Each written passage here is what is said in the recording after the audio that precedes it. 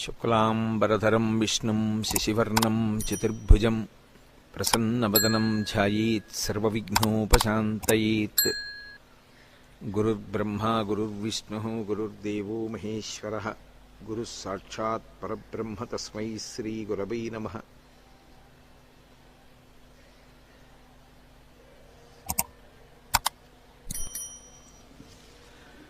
వ్యాసాయ విష్ణురూపాయ వ్యాసరూపాయ విష్ణవే నమో వై బ్రహ్మనిధయే వాసిష్ఠాయ నమో నమః.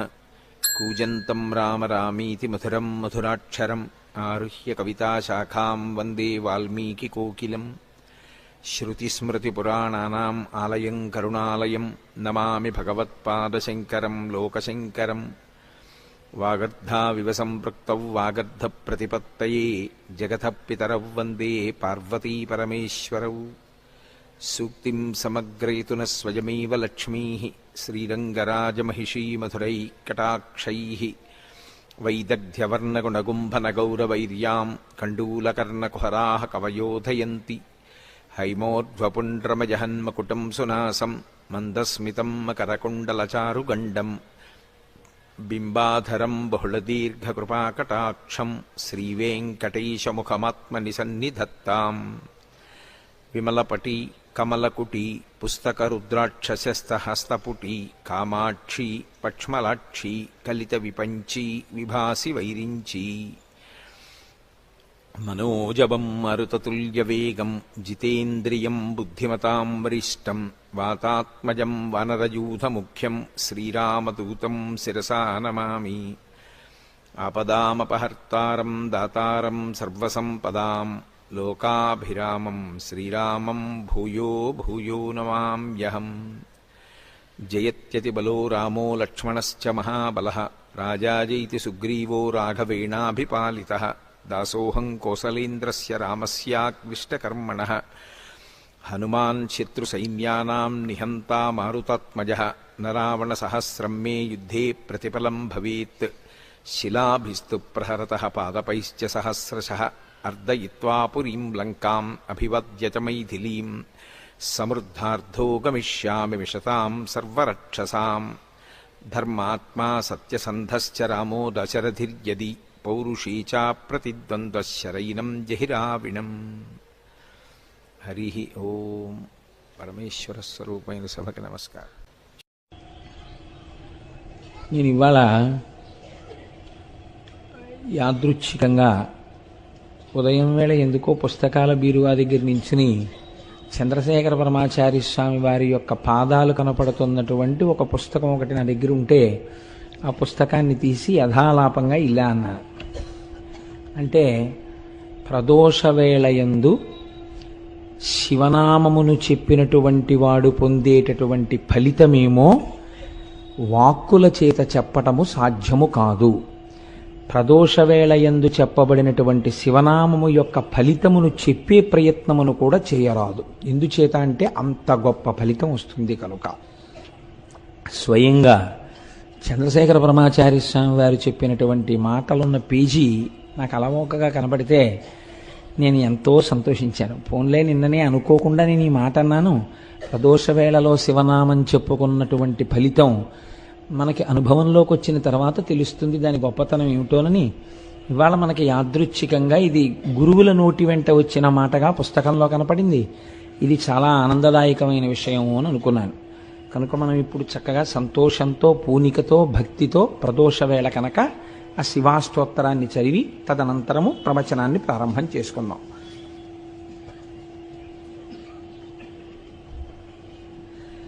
ధవళవపుషమిందోర్మండలే సన్నివిష్టం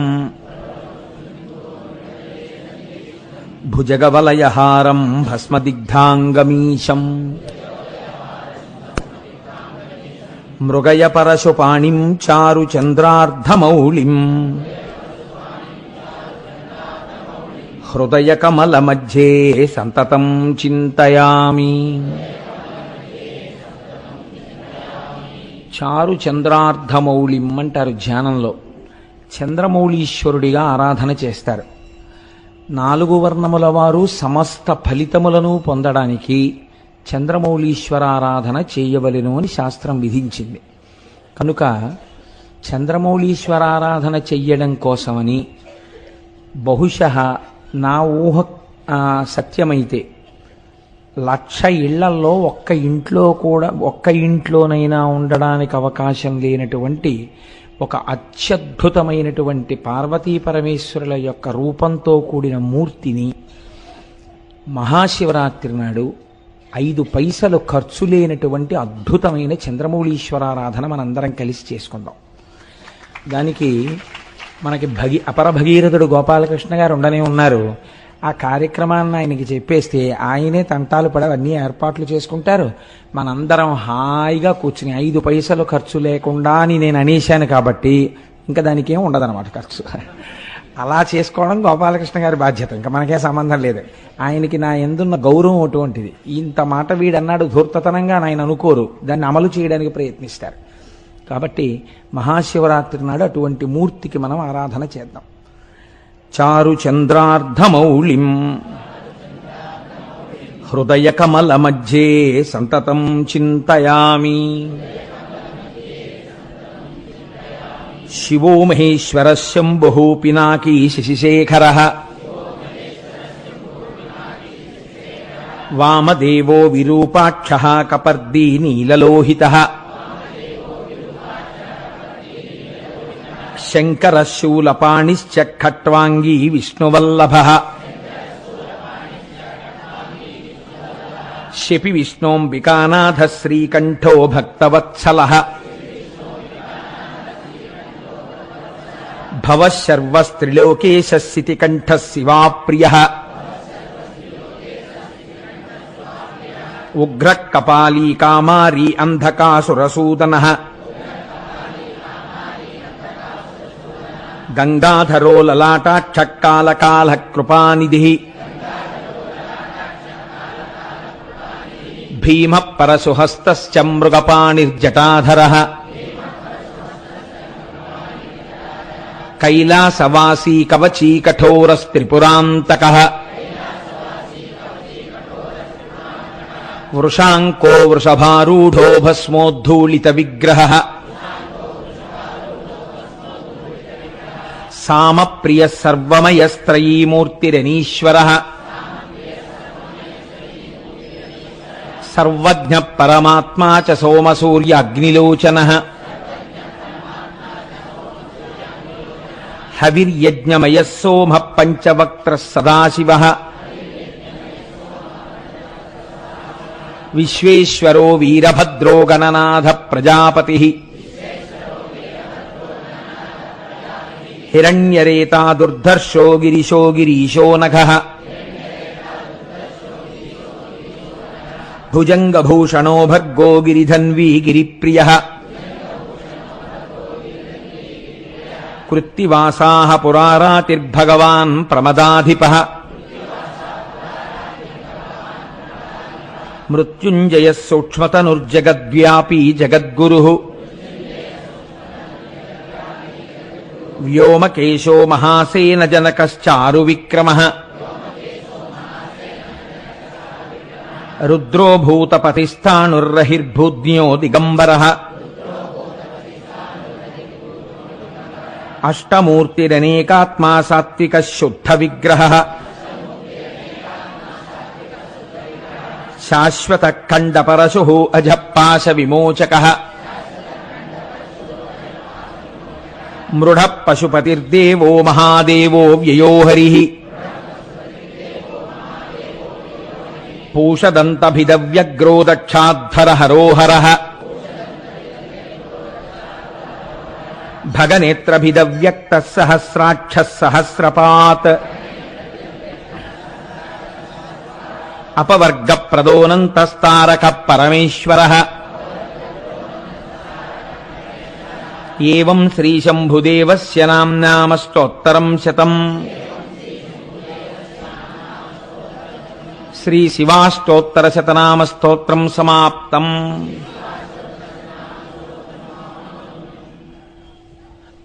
నిన్నటి రోజున భీమః అన్న నామంతో ఆ భీమేశ్వరలింగం ఎలా ఆవిర్భవించింది అన్నదాన్ని మీకు నేను విజ్ఞాపన చేశాను.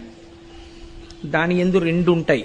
ఒకటి ఆయన అటువంటి గొప్ప శాసనాన్ని చెయ్యగలగడం, అటువంటి ప్రభంజనుడైనటువంటి వాయుదేవుడు మన శరీర కార్యములను నిర్వర్తించుటయందు ఎలా సహాయపడాలని శంకరుడు శాసనం చేస్తే ఔదల దాల్చి నిర్వహిస్తున్నాడో, అంత గొప్పగా తన తేజస్సు చేత సమస్తాన్ని బూది చేయగలిగినటువంటి అగ్నిహోత్రుడు ఈశ్వర శాసనాన్ని ఔదల దాల్చి యజ్ఞమునందు హవ్యవాహనుడుగా, పితృకార్యములయందు పిండమును తీసుకెళ్లేటటువంటి వాడిగా, అలాగే మన ఇంట్లో తెల్లవారి లేస్తే అన్నాన్ని పచనం చేసేవాడిగా, హవ్యం వహతి దేవానాం కవ్యం కవ్యాసినామపి పాకంచ కురుతే వహ్ని శంకరశైవ శాసనాత్ అని లింగపురాణంలోంచి అనుసంధానం చేసుకుంటూ మనం ఆయన ఎలా జగత్తుని శాసించగలిగినటువంటి వాడు అన్నదాని గురించి ఆ భీమేశ్వర నామంతో స్వామి ఆవిర్భవించినటువంటి స్వరూపం గురించి మీకు విజ్ఞాపన చేసి ఉన్నాను. ఇవాల్టి రోజున త్రయంబక క్షేత్రం గురించి, త్రయంబకేశ్వరుడి గురించి మీకు 4 మాటలు చెప్పేటటువంటి ప్రయత్నం చేస్తాను. త్రయంబకం గౌతమీతటే అని మనం అంటాం. అందులో సహ్యాద్రి శీర్షే విమలే వసంతం గోదావరీ తీర పవిత్ర దేశే యద్దర్శనాత్వాతకమిషునాశం ప్రయాతితం త్రయంబకమిషమీడే అని పిలుస్తారు. ఈశ్వర, ఓ త్రయంబకుడా, నిన్ను దర్శనము చేసినటువంటి వారిని రక్షించదవు, నిన్ను స్మరించిన వారిని, నిన్ను నమ్మిన వారిని సర్వకాలములయందు రక్షించేటటువంటి స్వరూపం ఉన్నవాడు. మీరు ఇక్కడ ఒక విషయాన్ని జ్ఞాపకం పెట్టుకోండి. మీరు ఇప్పటి వరకు విన్నటువంటి స్వయంభూలింగముల యొక్క విశేషము ఒకలా ఉంటుంది. త్రయంబకేశ్వరుడి దగ్గరికి వచ్చేటప్పటికీ ఇది ఒక్కటి ఒకలా ఉంటుంది. నా దృష్టిలో అయితే నేను దీన్ని వేరొక రకంగా భావన చేస్తాను, అది మీతో పంచుకునే ప్రయత్నం చేస్తాను. ఈశ్వర సౌలభ్యము ఎంత గొప్పదో ఒక మహాభక్తుడి యొక్క జీవితము కూడా అంతే గొప్పది. అది పవిత్రమైనటువంటి నది వంటిది భక్తుడి యొక్క జీవితం. ఈశ్వర కథ వినడం చేత ఈశ్వరుడు ఎక్కువ ప్రీతి చెందుతాడా? ఈశ్వరుణ్ణి నమ్ముకోవడం వల్ల నిరంతరము ఈశ్వరానుసంధానముగా జీవితం గడిపేటటువంటి ఒక పరమభక్తుడి యొక్క కథని వినడం వల్ల ఈశ్వరుడు ప్రీతి చెందుతాడా అంటే, ఈశ్వరుడు కేవలము భక్తుల యొక్క కథలు వినడము చేత మాత్రమే ద్విగుణీకృతమైనటువంటి ప్రేమని ఆవిష్కరిస్తాడు. పైగా మనం ఇవాళ వినేటటువంటిది కేవలం ఒక లింగము ఆవిర్భవించినటువంటి కథ కాదు. గౌతమ మహర్షి యొక్క జీవితాన్ని, ఆయన యొక్క శీలాన్ని, ఆయన యొక్క గొప్పతనాన్ని మీరు ఒక్కసారి విహంగ వీక్షణంగా ఇందులో చూస్తారు. చూసినప్పుడు మీకు అసలు ఒక భక్తుని యొక్క జీవితము, ఒక మహాభక్తుని యొక్క చారిత్రము ఎలా ఉంటాయి అనేది మీకు బాగా అవగతమవుతుంది. మీరు చూడండి, ప్రపంచపటంలో ఉండేటటువంటి మిగిలిన దేశాలకి పేరు ప్రఖ్యాతులు ఏమైనా ఉండి ఉంటే దేనివల్ల వచ్చాయి? ఐశ్వర్యము చేత వచ్చి ఉండి ఉండవచ్చు, లేదా ఆ దేశాలలో ఉండేటటువంటి కొంతమంది విజ్ఞానులు కనిపెట్టిన కొన్ని విషయాల వల్ల వచ్చి ఉండవచ్చు. ఏదో ఈ రాకెట్ ప్రయోగించారు, లేకపోతే ఈ పెద్ద ల్యాబొరేటరీ ఉంది, లేకపోతే ఇక్కడ ఇలా బటన్ నొక్కితే ఇన్ని వేల కిలోమీటర్ల దూరంలో ఉండేటటువంటి ఒక దేశంలో ఉన్న లక్ష్యాన్ని ఛేదించగలిగినటువంటి క్షిపణి కనిపెట్టబడినదన్నటువంటి కీర్తి చేత ఆ దేశమునకు గౌరవం ఉండవచ్చు. కానీ భారతదేశము యొక్క పరిస్థితి పూర్తిగా భిన్నం. భారతదేశానికి గౌరవం దేనివల్ల అంటే, భౌతికమైన సంపత్తి చేత భారతదేశము గౌరవింపబడలేదు. ఆ కోణంలో పరిశీలన చేస్తే అసలు భారతదేశం అంతటి ఐశ్వర్యవంతమైన దేశం మీకు ప్రపంచ పటంలో కనపడదు. ఒక్కొక్క మహారాజు గారిని చంపిన తరువాత ఒక్కొక్క కోటని కొన్ని నెలల పాటు దోచుకున్న ఐశ్వర్యం మిగిలిపోయింది. విజయనగర సామ్రాజ్య పతనం చదివితే కన్నుల నీరు కారుతుంది. 6 నెలలు దోచుకున్నారు విజయనగరం కోటని. అంత దోచుకున్నా ఇంకా ఎత్తుకెళ్ళడానికి ఐశ్వర్యం మిగిలింది. ఇక్కడి నుంచి ఎత్తుకుపోయింది కోహినూరు వజ్రం, ఇక్కడి నుంచి ఎత్తుకుపోయింది నెమలి సింహాసనం, ఇక్కడి నుంచి ఎత్తుకుపోయింది ఆయుర్వేదం, ఇక్కడి నుంచి ఎత్తుకుపోయింది అథర్వణ వేదంలో భాగాలు. అన్ని దేశాలకి ఇంకా పలకాబలపం పట్టుకోవడం రానటువంటి రోజులలో అద్భుతమైనటువంటి చారిత్రక సత్యములను కనిపెట్టినటువంటి దేశం ఈ దేశం. నాకు ఈ విషయం చెప్పినప్పుడు ఒక విషయం స్ఫురణలోకి వస్తోంది. నేను మొన్న అరుణాచలం వెళ్ళినప్పుడు విశాఖపట్నం నుంచి ఒక మెరైన్ ఇంజనీర్ సుబ్బారావు గారిని వారి భార్య గారు, నాకు పేరు సరిగ్గా జ్ఞాపకం ఉంటే ఆవిడ పేరు భవాని, ఆవిడ కూడా మాతో పాటుగా వచ్చారు. వచ్చినప్పుడు నేను ఏదో ఒక తపస్సమాధిలో ఉండేటటువంటి వ్యక్తి సమాధిగతుడైపోయిన, ఆయన శరీరాన్ని సమాధి చేసిన, అందులోంచి కొన్ని తరంగములు వస్తాయి అని పుస్తకాలలో ప్రతిపాదన చేశారు అన్నదానికి ఆవిడ సైన్స్ లెక్చరర్ అనుకుంటాను.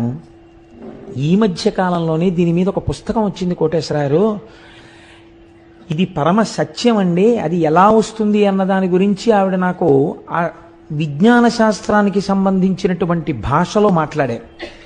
నేను నిజంగా మన వాళ్ళు ఎంత గొప్పవాళ్ళంటే ఆ తల్లి ఎంత జీర్ణం చేసుకున్నారో ఆవిడ అన్నారు, బహుశः మన దేశంలో పెద్దలు ఒక మాట చెప్తే ఇది ఇలాగే ఎందుకు పాటించాలి అని ధిక్కరించి అడగడం లేదేమోనండి. పూర్వం పెద్దలు చెప్పారంటే నమ్మడమే అని అనుకుని ఉంటారు. అందుకే దాన్ని కథలుగా చెప్పారు, శాసనాలుగా చెప్పారు తప్ప వివరణలు ఇవ్వలేదు. ఈ సూత్రాల్ని ఇవాల్టి రోజున కొత్తగా కనిపెట్టబడినటువంటి విషయాలుగా విదేశాలలో చెప్పబడుతున్నాయి తప్ప ఇవి మన ఋషులు ఏనాడో దార్శనికులై చూసినవేనండి అన్నారు. నేను ఆ తల్లి యొక్క ఆ దర్శనానికి చాలా సంతోషించాను.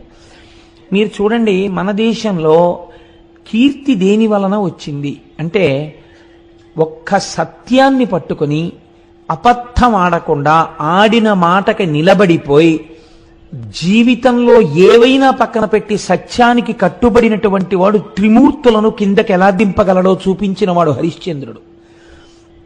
భూతదయతో శిబిచక్రవర్తి దానం చేసి ఎనలేని కీర్తి ప్రతిష్టలను తీసుకొచ్చిన వాడు శిబిచక్రవర్తి. తనని తీసుకెళ్లి రాజు బంధించి కొరడాలతో కొడుతుంటే ప్రతిఘటించకుండా పరమేశ్వరుణ్ణి స్తోత్రం చేస్తే ఈశ్వరుడే వచ్చి విడిపించేటట్టుగా చేయగలిగిన ప్రజ్ఞ చూపించిన వాడు అన్నమాచార్యుల వారు. తన తలనే నరుకుతున్న శిష్యులు ప్రార్థన చేస్తే నరసింహావతారం వచ్చి శంకరాచార్యుల వారిని రక్షించినటువంటి కాపాలికుడి కథ కలిగినటువంటిది ఈ భరతభూమి. మీరు ఎన్ని రకాలుగా చూడండి, భగవంతుడి యొక్క ఉపాసనని, భగవంతుడి యొక్క శక్తిని 1కి 10 మార్లు నమ్మి ఆవిర్భవింపచేసి ఆవిష్కరింపచేసినటువంటి పుణ్యపురుషుల వల్ల ఈ దేశానికి ఇంత పేరు వచ్చింది తప్ప భౌతికమైనటువంటి సంపత్తి వల్ల పేరు రాలేదు. మనం ఎప్పుడూ ఇన్ని ఖనిజాలున్నా, ఇన్ని గనులున్నా, ఇంత తీర ప్రాంతం ఉన్నా, ఇన్ని సముద్రాలున్నా, ఇన్ని నదులున్నా పట్టించుకోకుండా నిరాడంబరంగా జీవితాన్ని గడపడానికి ఇష్టపడి భగవంతుణ్ణి చేరుకోవడం మనుష్య జన్మకి ప్రయోజనం తప్ప ఈ వనరులతో ఎంత భోగం అనుభవించవచ్చనేటటువంటి దృష్టికోణమే లేని దేశం బహుశः ప్రపంచ పటంలో ఉంటే ఒక్క భారతదేశమే. అంత గొప్ప దేశం ఈ దేశం. అందుకే ఇక్కడ భగవద్గీత పుట్టింది, ఇది కర్మభూమి, ఇక్కడ ఉపనిషత్తులు పుట్టాయి, ఇక్కడ వేదాలు పుట్టాయి.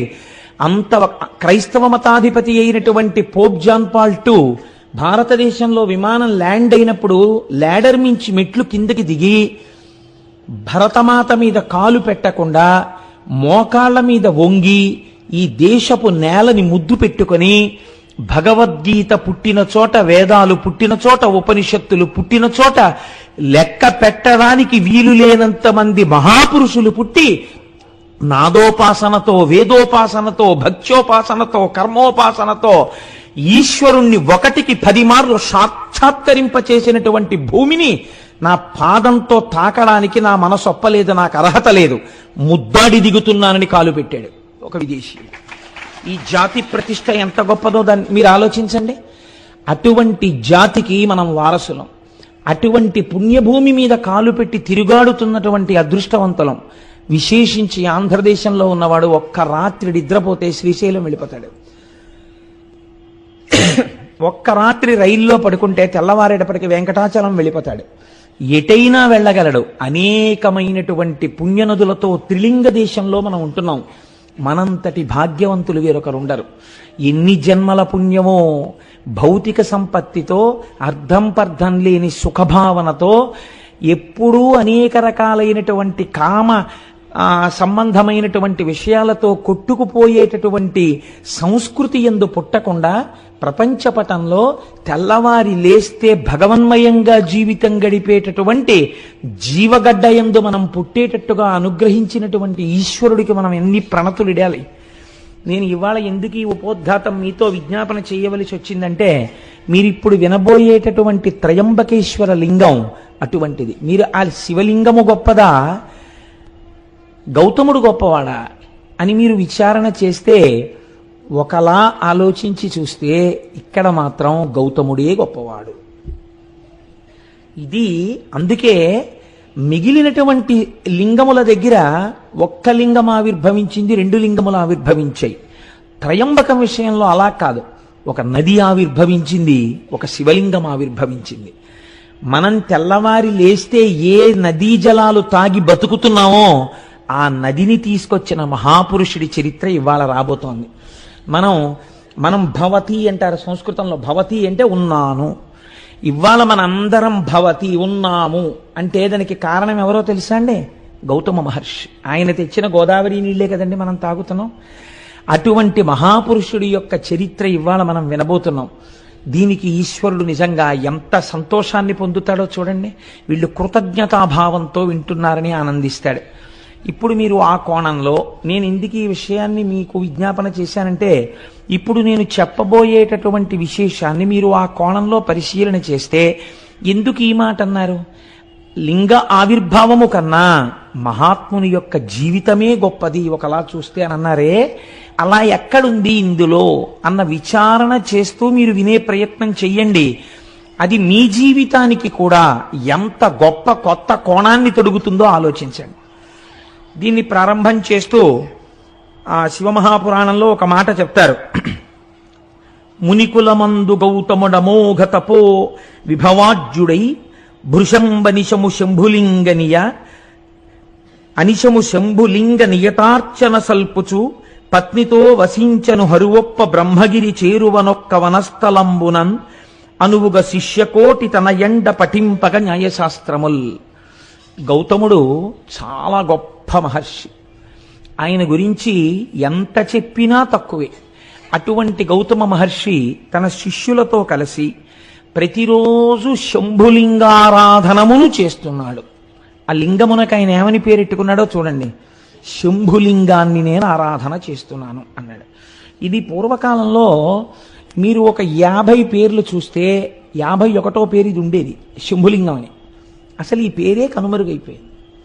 వెర్రి పేర్లు, విచిత్రమైన పేర్లు. కలియుగం కదండి, నామస్మరణ జరగడానికి కూడా అవకాశం లేని రీతిలో కట్టడి చేస్తున్నాడు కలిపురుషుడు. కాబట్టి ఇన్ని పిచ్చి పేర్లు అర్థం ఉండదు అసలు. ఆ పిచ్చికి ఒక్కటి ఈశ్వర సంబంధంతో లేవు. అంత పిచ్చి పిచ్చి పేర్లన్నీ వచ్చేసాయి ఇవాళ రేపు. ఆయన తను ఆరాధన చేసిన లింగమునకు శంభులింగము అని పేరు పెట్టాడు. శంభులింగము అంటే మీకు నేను శంభుహు అన్న నామం దగ్గర వ్యాఖ్యానం చేసి ఉన్నాను. శంభావయతీతి శంభుహు. మంచి భావములను కల్పించగలిగినటువంటి లింగమును ఆరాధన చేశాడు. కాబట్టి ఇప్పుడు ఆయన ఏం కోరుకుని ఉండాలి? మంచి భావనలను కోరుకుని ఉండాలి. ఏమిటా మంచి భావన? అటువంటి మహర్షి కోరుకునేది ఒక్కటే భావన, లోకమంతటినీ లోకేశ్వరుడిగా చూడడం, విశ్వాన్ని విశ్వేశ్వరుడిగా చూడడం. ఇదే ఆయన కోరుకున్నది కదండి. కాబట్టి ఇప్పుడు అలా శంభులింగాన్ని ఆరాధన చేస్తూ దానితో పాటు ఏం చేశాడు? చాలామంది శిష్యులు ఆయనని అనుగమించి ఉండేవారు. వాళ్ళందరికీ అనేకమైనటువంటి శాస్త్రములను బోధ చేస్తూ బ్రహ్మగిరి అనబడేటటువంటి ఒక పర్వత శిఖరము యొక్క పాదమూలమునందు ఆశ్రమమును నిర్మాణము చేసుకుని ఆ శంభులింగారాధన చేస్తూ పరమ పవిత్రమై యజ్ఞవేది ఎందున్నటువంటి అగ్నిహోత్రం ఎంత పవిత్రమో అంత పవిత్రమైనటువంటి జీవితాన్ని ఆయన గడుపుతున్నాడు.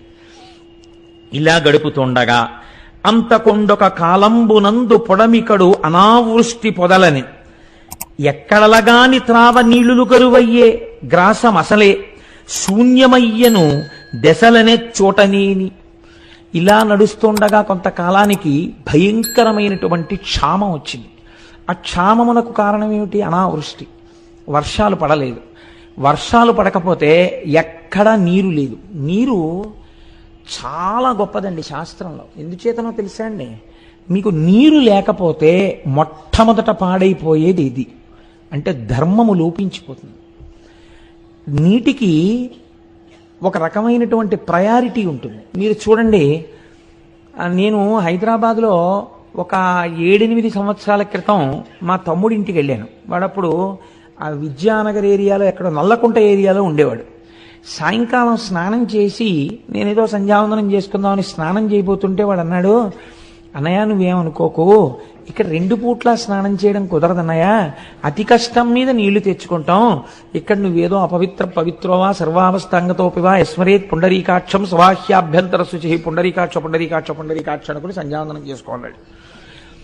ఇప్పుడు ఏమైంది? స్నానము లోపించింది. ఇంకా నీరుకు కొదవచ్చింది అనుకోండి, అర్ఘ్యం ఇవ్వడానికి కూడా మనం ఇబ్బంది పడిపోతాం. కొన్ని నీళ్లు అర్ఘ్యం ఇచ్చేస్తే గుక్కెడి నీళ్లు తాగడానికి తగ్గిపోతాయని సంధ్యావందనాలు కూడా పోతాయి. ధర్మలోపము దేని వలన ప్రారంభమవుతుంది అంటే నీరు తక్కువైపోవడం వల్ల ధర్మలోపం ప్రారంభమైపోతుంది. కాబట్టి నీరు ఈ లోకాన్ని నిలబెట్టడం, మనిషిని నిలబెట్టడం రెండింటినీ నీరు చేస్తుంది. కాబట్టి నీరు చాలా గొప్పది. అటువంటి నీరు ఎందుకు ఉండదు?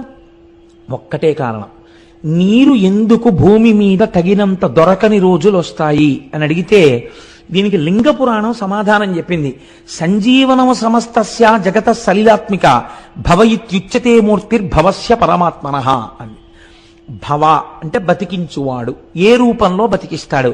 సంజీవనం సమస్తస్య, అన్నిటినీ బతికిస్తాడు. ఎలా? చెట్లు, చామలు, పురుగులు, పుట్ర, మనుషులు అందరూ బతుకుతారు. దేనివల్ల? జగత సలిలాత్మిక, నీటి రూపంలో ఉండి ఆయన బతికిస్తాడు. ఆయనకి ఆగ్రహం కలిగిందనుకోండి, వర్షపు చుక్క పడదు. నాకు తెలిసి నేను ఉద్యోగంలో చేరినటువంటి ఒక 5-6 సంవత్సరాల వరకు కూడా మినరల్ వాటర్ బాటిల్ కొనుక్కోవడం అనేటటువంటిది తెలియదు అసలు. మినరల్ వాటర్ బాటిల్ కొనుక్కోవడం అనేటటువంటి సంప్రదాయం బహుశా నాకు తెలిసి ఒక 5-6 ఏళ్ల నుంచే బాగా వృద్ధిలోకి వచ్చిందేమో అనుకుంటున్నాను. నీళ్లు పడకపోవడం, అతిసారం రావడం, ఎక్కడ పడితే అక్కడ నీళ్లు తాకండి అనడం, ఆ లోపల ఎటువంటి నీళ్లు పోసినా ఏదో నమ్మేసో సీసా కొనుక్కోవడం, 15 రూపాయలు ఇచ్చి సీసాలు నీళ్లు 15 రూపాయలు అంటే ఎప్పుడైనా మన వెనకతరం వాళ్ళని అడగండి, ఈ సీసా నీళ్లు 15 రూపాయలు పెట్టి కొన్నామని వాళ్ళు తెల్లబోతారు. అసలు చలివేంద్రాలు పెట్టి ఎవరైనా ఇంటికి రాగానే ఏమంటే కొంచెం దాహం పుచ్చుకుంటారని మజ్జిగిచ్చినటువంటి గడ్డ మీద తాగడానికి నీళ్లు లేవు. నీళ్లు కొనుక్కుని తాగవలసినటువంటి రోజులు వచ్చాయంటే మనం ఎంతగా శివానుగ్రహానికి దూరం అయిపోతున్నామో ఆలోచించండి. ఒకనాడు కూడా ఇలాగే శివానుగ్రహానికి దూరం అయింది లోకం. అదే క్షామము అని పిలిచారు. దీన్ని మీరు త్రయంబకేశ్వర చరిత్ర యందు గట్టిగా పట్టుకోవాలి. అందుకే ఇప్పటికీ లోకమునందు నీరు లేకపోతే సహస్రఘటాభిషేకం అని పరమేశ్వరుడికి చేస్తారు. శివలింగానికి సహస్రఘటాభిషేకం చేస్తే మళ్ళీ వర్షాలు పడతాయని. కాబట్టి చూడండి, లోకంలో నీరు లేదు, క్షామం వచ్చేసింది, ఎక్కడ చూసినా అనావృష్టి. ఇటువంటి పరిస్థితులలో ఒక్కొక్కడు ఎక్కడ నీరు దొరుకుతుందో అక్కడికి వెళ్ళిపోతున్నాడు. వెళ్ళిపోయేటప్పుడు వేటిని వదిలేస్తున్నాడు? వజ్రాలు వదిలేస్తున్నాడు, బంగారం వదిలేస్తున్నాడు, పశువులు వదిలేస్తున్నాడు, గాజులు వదిలేస్తున్నాడు, ఇళ్ళు వదిలేస్తున్నాడు, అన్నీ వదిలేస్తున్నాడు. గుక్కెడు నీళ్లు దొరికే చోటుకి వెళ్ళిపోతున్నాడు. నీరంటే అంత తేలిక కాదండి. నేను నిడదవోలు షటిల్ చేసేవాడిని. నేను నిడదవోలు షటిల్ చేసే రోజుల్లో గోదావరి పుష్కరాలు వచ్చాయి. పుష్కరాలు వస్తే చాలామంది ఆ పైనుంచి పుష్కరాలకి ఇక్కడ బంధువులు ఇళ్ళకి వచ్చి స్నానం చేసి వెళ్తుండేవారు. నేను ఒక రోజున ట్రైన్లో వెళ్ళిపోతుంటే నిడదవోలు ప్యాసింజర్లో నేను కూర్చున్న కంపార్ట్మెంట్లో చాలామంది లేచి కిటికీల దగ్గరికి, డోర్ దగ్గరికి వెళ్ళి అబ్బా ఎన్ని నీళ్ళో ఎన్ని నీళ్ళో ఎన్ని నీళ్ళో అని పొంగిపోతున్నారు.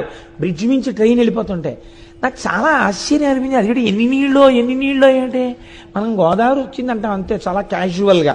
వీళ్ళు ఎన్ని నీళ్ళో అంటున్నారు ఏంటని, ఎన్ని నీళ్ళో అంటున్నారు ఏంటమ్మా అని అడిగాను. అడిగితే ఇన్ని నీళ్లు మేము చూసి కొన్ని ఏళ్ళు అయిపోయిందండి, ఓ 20 ఏళ్ల క్రితం చూసాం, మేము ఎక్కడో రాయలసీమ నుంచి వచ్చాం గోదావరి పుష్కరాలకి, ఇంత నీటి ప్రవాహం చూసి మేము ఎన్నేళ్ళు అయిందో అన్నారు.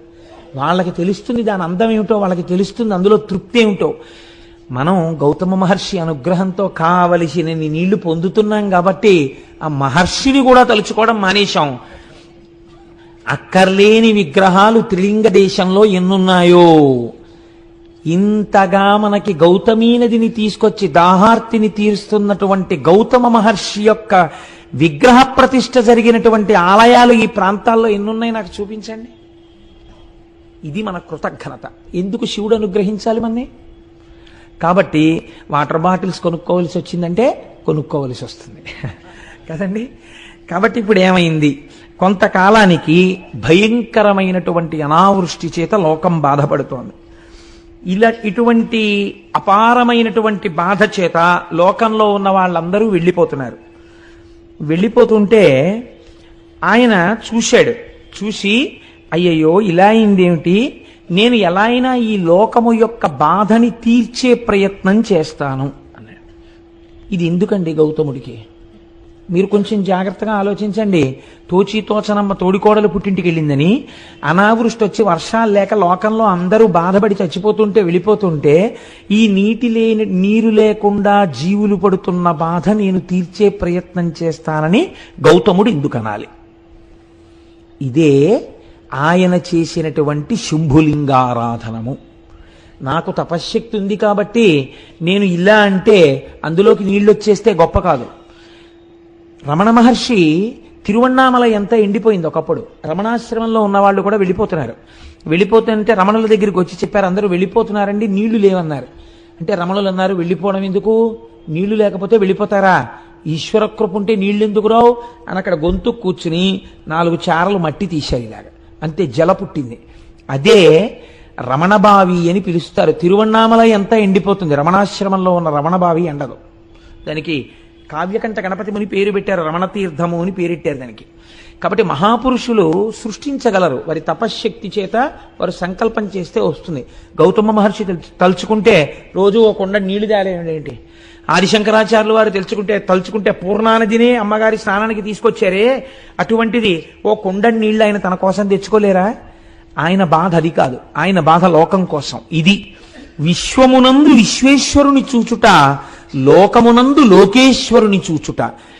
తను పూజామందిరంలో కూర్చుని బాగా పూజ చేసేసి, అయ్య బాబోయ్ ఏమి పూజండి అనేటట్టుగా పూజ చేసి, నియుజ్యమానాస్సు గజాస్సు హస్తా సకేశ్చరా స్తోచల పత్రహస్తా బభూవ దేవీ చ కృతాసు హస్తా లక్ష్మీస్తథా పద్మిని పద్మహస్తా అంటారు సుందరకాండలో వాల్మీకి మహర్షి.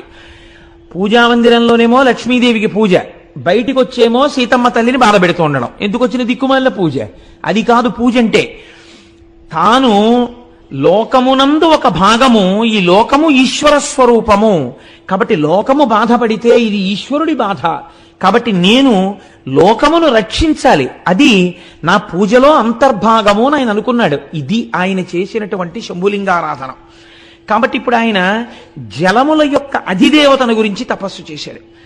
మీకు ఏ అవసరం వస్తే ఆ అవసరాన్ని తీర్చగలిగినటువంటి వారి దగ్గరికి వెళ్ళాలి. ఇంట్లో దొంగలు పడ్డారనుకోండి, ఫైర్ ఆఫీస్కి వెళ్ళకూడదు కదా, ఇల్లు అంటుకుంటే ఫైర్ ఆఫీస్కి వెళ్ళాలి.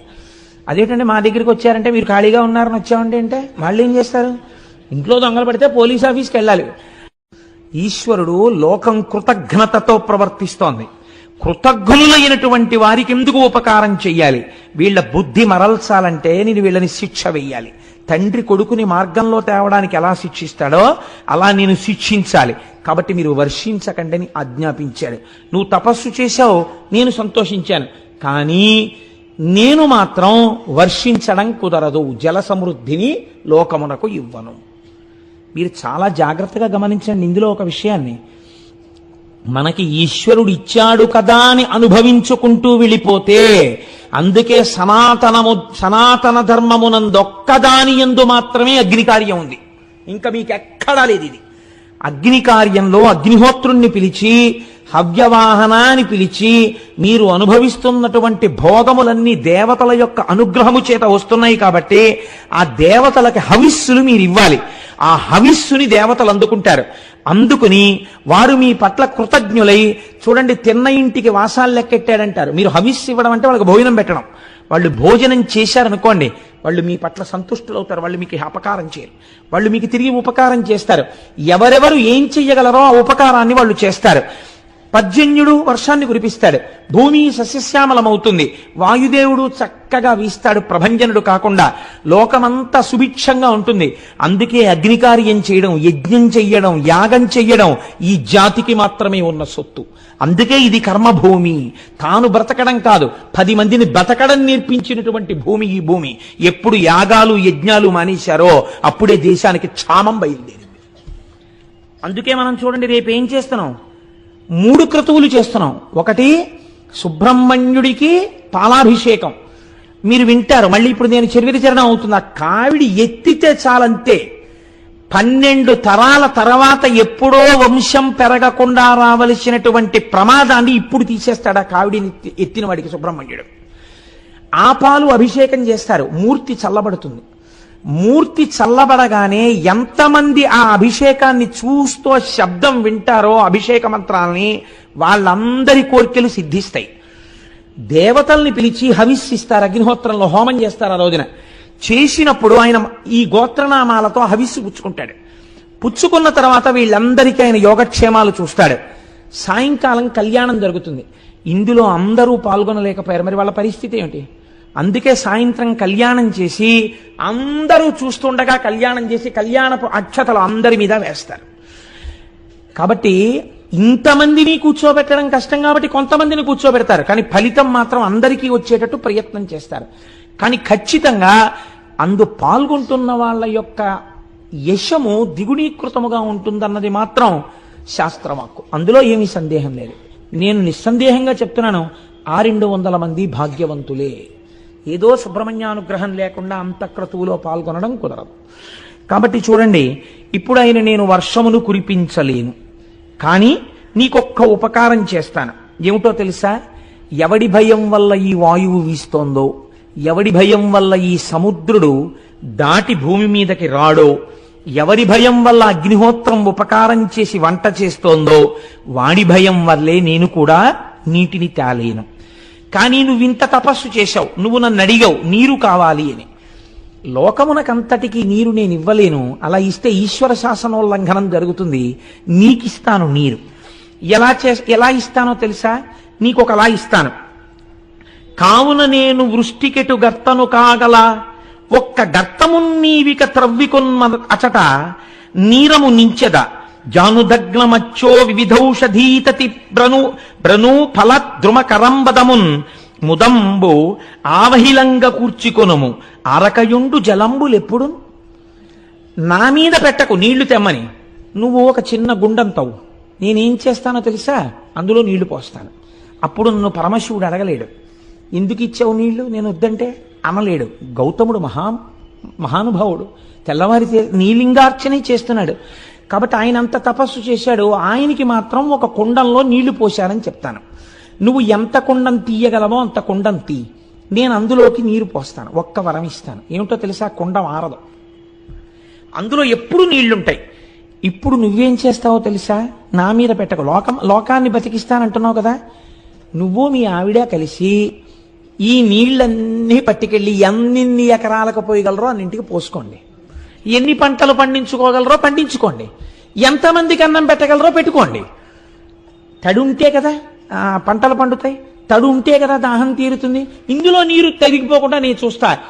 ఈ నీటిని తోడి అన్ని ఎకరాల పంట పండించి అంతమందికి అన్నం నువ్వు పెట్టుకుంటావా? పెట్టుకో అన్నాడు. ఇప్పుడు ఏమనాలండి గౌతముడు? బాబా ఎందుకు వచ్చిందిలేండి, నేను మా ఆవిడ కలిసి ఇంట్లో పని పాడు అన్ని మానేసుకుని తపస్సు మానేసి ఎకరాలకు ఎకరాలేమో ఈ నీళ్ళన్నీ పట్టుకెళ్ళి కుండలతో పోసి ఇవన్నీ సాగు చేసి చక్కగా అన్ని తయారు చేసి రోజు వంట చేసి పెట్ట, వీళ్ళు వచ్చి తినా, ఎందుకు వచ్చిన ప్రారంభం, పోన్లేవా నువ్వు వర్షం కురిపించు, ఎప్పుడు పడితే అప్పుడే పడుతుంది వెళ్ళిరా అన్నారు. ఆయన అన్నాడు, ఇంతకన్నా అదృష్టం ఎక్కడుంటుంది? నేను అనుకున్నాను లోకానికి జలవృష్టిని ఇప్పిద్దాం అనుకున్నాను, నువ్వేమన్నావు? కుండంలో నీరు పోస్తాను, పంట నువ్వు పండించి పెట్టన్నావు. ఎంత అదృష్టవంతున్నయ్యా, ఇంతమందికి అన్నం పెట్టే అదృష్టం దొరికితే ఇంతకన్నా నాకేం భాగ్యం కావాలి? తప్పకుండా అన్నాడు. ఇది వింటుంటే నాకు ఒక విషయం జ్ఞాపకానికి వస్తుంది. పూర్వకాలంలో పుట్టిన వాళ్ళే 12 మందో 14 మందో సంతానం ఉండేవారు. ఇంకా ఎప్పుడు బావగారి పిల్లలో మరిదిగారి పిల్లలో ఇంట్లో చదువుకునేవారు. ఇది కాక ఓ 2 3 పేద విద్యార్థులకి వారాలు అన్నం పెడుతుండేవారు. ఇంటికొచ్చిన అతిథిని మీరు ఎప్పుడు ఎడతారో అని మళ్ళీ అడగడం తెలియదు. వాళ్ళు నెలలు నెలలు ఉంటుండేవారు, వాళ్ళకి వండి పెడుతుండేవారు. ఇన్ని చేస్తున్నా ఎంత సంతోషంగా వాళ్ళ జీవితాలు వెళ్ళిపోయాయో. ఒక్కనాడు లేదన్న బాధ లేకుండా వాళ్ళు సంతోషంగా గడిపేశారు. ఇంత అలిసిపోయేవారు, రాత్రి ఇలా వెళ్ళి పడుకోగానే నిద్రపోయేవారు, మళ్ళీ తెల్లవారు లేచేవారు, సంతోషంతో కార్యక్రమం చేసేవారు. ఇంతమందికి పెట్టగలిగిన చెయ్యిందని సంతోషించేవారు. అలా వాళ్ళ రోజులు వెళ్ళిపోయాయి. కాబట్టి ఇప్పుడు గౌతముడు చాలా సంతోషించాడు. తప్పకుండా నేను ఆ పని చేసుకుంటానన్నాడు. ఇప్పుడు వరుణుడు ఆ గుండంలో నీరు నింపాడు. ఇప్పుడు గౌతముడు ఏం చేశాడో మీరు అవధరించండి. నాకు నిజంగా ఆశ్చర్యంగా ఉంటుంది ఇది చదువుతుంటే. ఇది చదివినంత తేలిగ్గా, విన్నంత తేలిగ్గా ఉండదు. మీరు మనసులో ఒక్కసారి భావన చెయ్యండి ఆయన ఉదారత. ఇదంతా ఎవరెవరు చేశారు? ఆయన భార్య అంతే. అహల్య ఎవరో తెలుసా అండి? బ్రహ్మగారికి ఓ కోరిక పుట్టింది. ఇప్పటి వరకు ప్రపంచంలో పుట్టనంత సౌందర్య రాసిన ఒక దాన్ని నేను సృష్టిస్తానని సృష్టిస్తే ఆవిడే అహల్య. ఇంద్రుడంతటి వాడు మోహపడ్డాడు ఆవిడ కోసం. అటువంటి అహల్య అంత సౌందర్య రాసి ఈ నీళ్లు కావిళ్ళలో ఎత్తుకుని 1 ఎకరమా 2 ఎకరాలా 100 ఎకరాలకి నీళ్లు పోసి సాగు చేయడం ఏమీ కర్మ. వాళ్ళు అనుకున్నారు ఇలా ముక్కు మూసుకుని తపస్సు చేయడం కాదు, లోకాన్ని బతికించడం జీవితం అన్నారు. ఇక్కడే మీకు ఒక తేడా వస్తుంది. మిగిలిన ప్రపంచ దేశాలు అన్నాయే మాకుంది కాబట్టి మేము సేవ చేస్తున్నాం అన్నారు. వాళ్ళు సేవ అన్న మాట వాడారు. మన వాళ్ళు ఆ మాట వాడలేదు. ఇది లోకేశ్వరోపాసన అన్నారు వాళ్ళు. ఇది మేము సేవ చేయట్లేదు, మేము లోకమనందు ఈశ్వరుణ్ణి చూసి ఈశ్వరుణ్ణి ఆరాధిస్తున్నాం ఈ రూపంలో. అందుకే మన వాళ్ళు ఇచ్చినవాడు పుచ్చుకున్నవాడికి దండం పెట్టడు, ఇస్తున్నవాడు పుచ్చుకున్నవాడికి దండం పెడతాడు. పుచ్చుకున్నవాడు ఇచ్చినవాడికి దండం పెట్టాలా, ఇచ్చేవాడు పుచ్చుకున్నవాడికి దండం పెట్టాలా? పుచ్చుకున్నవాడికే పెడతాడు. అందుకే చూడండి, దానం చేసి పుచ్చుకున్నవాడికి దండం పెడతారు. ఎందుకు పెడతారు? నువ్వు పుచ్చుకోకపోతే నాకు ఊర్ధ్వలోకాల్లో కావలసిన పుణ్యం ఎక్కడి నుంచి వస్తుంది? భవతే విష్ణుస్వరూపాయతే తత్ ప్రామాణ్య విధే త్రిపాదస్య ధరణిం దాస్యామి అంటారు. భవతే విష్ణుస్వరూపాయతే, ఆ ఈశ్వరుడు, ఆ విష్ణు భగవానుడు నన్ను ఉద్ధరించడం కోసమని, నన్ను నాయందు పుణ్యమును పెంచడం కోసమని ఈ రూపంతో వచ్చి ఎదురుగుండా నిలబడి నా దగ్గర పుచ్చుకుని నాకు పుణ్యం ఇచ్చాడు. కాబట్టి నీకే నా నమస్కారం అని నమస్కరించింది ఈ జాతి. ఇంత సంస్కార బలంతో సేవించడం ఏ దేశానికి తెలియదు. వాతలు పెట్టుకుని అనవసరంగా మన వాళ్ళు లేనిపోని పొందెచ్చుకుంటారు. ఇది మన జాతికి చెందిన ఉపాసన. అలాంటి పిచ్చి పిచ్చి మాటలు ఈ జాతి సంస్కారంలోనే లేవు. మాకుంది, మేము ఎవడికో పెడుతున్నాం, మేము అలాంటి సేవలు చేశాం, ఇలాంటి సేవలు చేశాం, పేపర్లలో వేసుకోవడం, ఇది ఈ జాతి సంస్కారము కాదు. ఈ చేత్తో ఇచ్చింది ఈ చేతికి తెలియదు. అంత గుప్తమైన దానాలు చేశారు, అంత అందంగా చేసేశారు. కృష్ణదేవరాయల వారు ఎక్కడికి వెళ్ళినా ఎన్ని చేశాడో మహానుభావుడు. ఎక్కడో సింహాచలం పెడితే ఓ చోట ఓ గోడ మీద ఇలా ఉంటుందంతే, ఇన్ని పచ్చల పథకాలు, ఇన్ని మణులు, ఇన్ని ఇచ్చాడు అంతే, బస్. ఇంకెక్కడా కనపడదు. ఇంత మిట్టు గుళ్ళో కట్టిస్తే కీర్తిశేషులు ఫలానా వాడి ఫలానా ఆవిడ యొక్క కుమారుడైన ఫలానా వాడు అదేంటి మళ్ళీ బ్రాకెట్లో వీడు ఎప్పుడో 20 ఏళ్ల క్రితం చేశాడు దిక్కుమాలిన ఉద్యోగం ఒకటి, రిటైర్డ్ సో అండ్ సో, ఈ మెట్టును బహూకరించినారు అని వీడి పేరు కొన్ని వేల మంది తొక్కుతూ ఉండాలి. ఎంత కీర్తి కండుతో! అది ఈ జాతికి ఉన్నటువంటి దురద కాదు. గుప్తంగా దానం చేయడం ఈశ్వరోపాసనగా లోకాన్ని సేవించడం. కాబట్టి ఇప్పుడు గౌతముడు ఏం చేశాడు? అనిరళఘన సుగంధాఢ్యమరవి అరంద విష్యంద సుందర కుసుమ కుంద కుటజ మందార మాధవి మాలతి వకుళ చంపక కరవీర కేతకుల తతుల పరిపక్వ ఫల రాజి భాసుర సహకార దాడిమ ద్రాక్ష బదురుల పంక్తి ఫనస ఖర్జూర శ్రీఫల జంబు జంబీర లికుచ బీజాపూర నికురములను మిండుగా బండి చెన్నార మీరు వ్రీహి యవతి లాఢక చనక్రపి యంగుమాష రాజమాష మసుర ముద్గ రాజియాన నాళ గోధూమ తితతి ఘనముదనరే దోస వంగ అరటి దొండ కాకర పొట్ల సొర బీర చిక్కుడు ఉసిరిక వెలగ కరివేప ఆవయు మరిచ మార్ధ్రకమును బెండ గుమ్మడియును పెండలము కంద చేమయు చిలకండ నామాత్రము కామ్రమములు నారింజక జీరము చిర్రి పొన్నగంటియు బుద్ధి పులిచింత తింత్రిని గోగు జీవంతియు రేగు మునగ ములక మిరపకయు జుశ్రకాకినులు బత్సలియును చెమ్మయున్ బడమ మయును నాగ వల్లి లతలను క్రమములుగా వంగతతులు నారికడము లేలలు బలు తీరులలరే. ఎన్ని పండించాడో చూడండి ఆయన. పెద్ద తోటలేశాట, ఎన్ని వందల ఎకరాలు వేశాడో. ఆయన భార్య కలిసి నీళ్లు పట్టుకెళ్ళి సేద్యం చేసి ఇవన్నీ పండించారు. ఎంత లిస్ట్ ఇచ్చాడో మహానుభావుడు. పువ్వులు కూడా పెంచారు వాళ్ళు.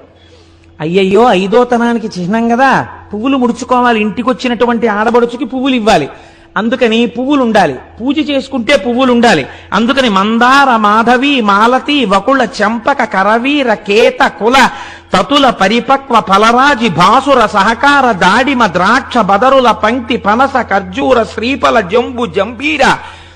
ఇన్ని పళ్ళు, ఇన్ని పువ్వులు, ఇవి చాలవన్నట్టు భోజనం కోసం వచ్చినటువంటి వాళ్ళకి అసలే క్షామం కదండి.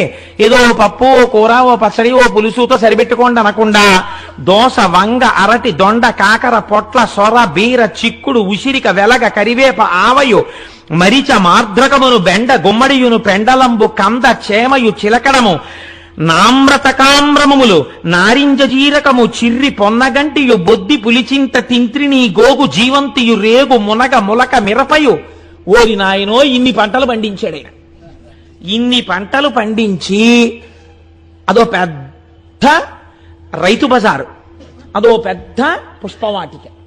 ఇవన్నీ ఏం చేసేవాడు అంటే, తెల్లవారేటప్పటికి కుండల్లో పోసి ఈ వరుణగుండంలోంచి నీళ్లు తీసుకొచ్చి బోలెడంతంత అన్నరాసులు ఉండేవారు ఇద్దరూ కలిసి. ఎన్ని కూరలో ఉండేవారు. ఇప్పుడు ఏమైంది అందరికీ తెలిసింది. అక్కడ వరుణగుండం ఉందిట, అందులో నీళ్ళెట్టుకెళ్ళి వండుకోండమ్మా అనర్త. ఏం చేస్తారో తెలుసా? అహల్య, గౌతముడు పొయ్యూది వండుతారట. ఆయన తపస్సు అటువంటిది. అగ్నిహోత్రుడు అలా పనిచేశాడు ఆయన దగ్గర. హాయిగా వండుతారట. మీరు సంధ్యావందనం చేసుకుని పూజ చేసుకుని రండి, భోజనాలు వడ్డించేస్తామంటారట. మధ్యాహ్నం మనం వెళ్ళేటప్పటికి ఎన్ని వేల మందికైనా వడ్డన చేసేస్తారట. కాబట్టి ఇప్పుడు ఏమైంది? రాను రాను రాను రాను రాను రాను ఆ ఆశ్రమానికి క్షామంలో అసలు దొరకడమే కష్టం. అంటే ఉచిత భోజన పథకం ఏమీ బాధ లేదు, దానికేం కార్డు ఉండక్కర్లేదు, అక్కడికి వెళ్ళిపోతే చాలు పెట్టేస్తారు. కాబట్టి ఇప్పుడు వీళ్ళందరూ ఏం చేశారు అంటే, వీళ్ళందరూ గౌతమ మహర్షి ఆశ్రమానికి వెళ్ళి చక్కగా ఆ పెట్టినటువంటి పదార్థాలన్నింటినీ తినడం ప్రారంభం చేశారు. పోనీ అక్కడతో వాళ్ళు తృప్తి పడి తిని వెళ్ళిపోతున్నారని మీరు అనుకుంటున్నారా? అంటే స్వార్థ చింతన అన్నది లోకంలో ఎలా ఉంటుందో చూడండి. ఇందులో మళ్ళీ గౌతమ మహర్షి పెడితే తినేవాళ్ళే ఇందరూ. ఒక్కడికి ఇందులో ఏం గొప్పతనంతో తను సొంతంగా ఆ సోలడు అన్నం వండగలిగినటువంటి వాడు లేడు, చుక్క నీళ్లు తాగలిగిన వాడు లేడు.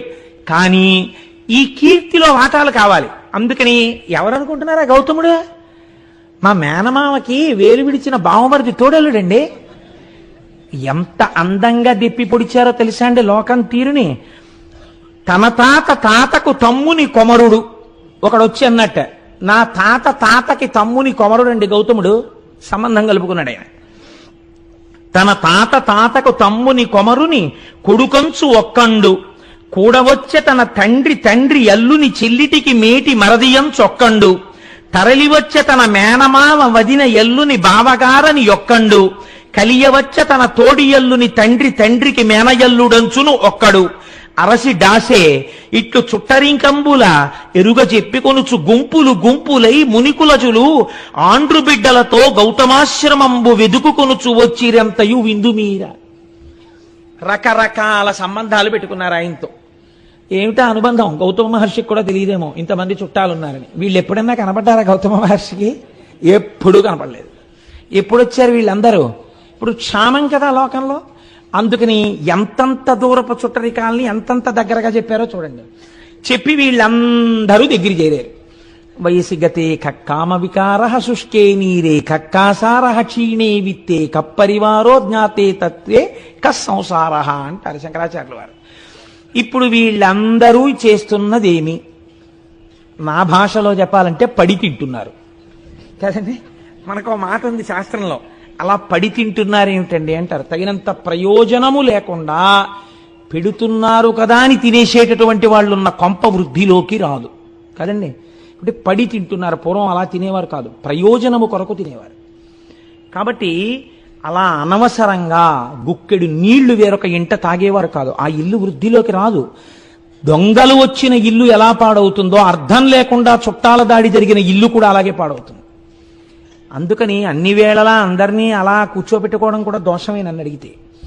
కాబట్టి ఏమైంది, ఇంతమంది వచ్చి చేరారు గౌతముడి దగ్గరికి.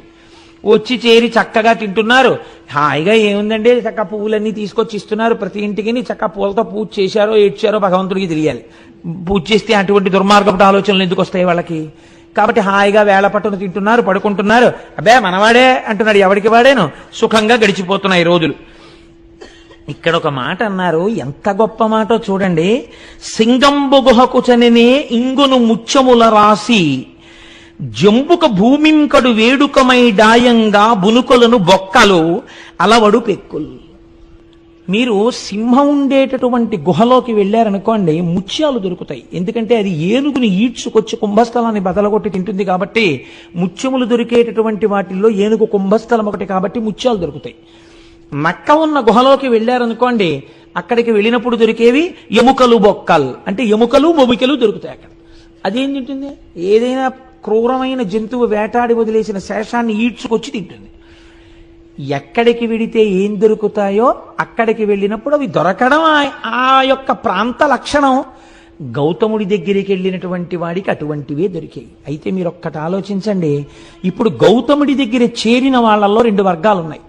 ఒకళ్ళు ఈ బంధుత్వం కలుపుకుని వచ్చిన వాళ్ళందరూ అన్నం కోసం వచ్చారు.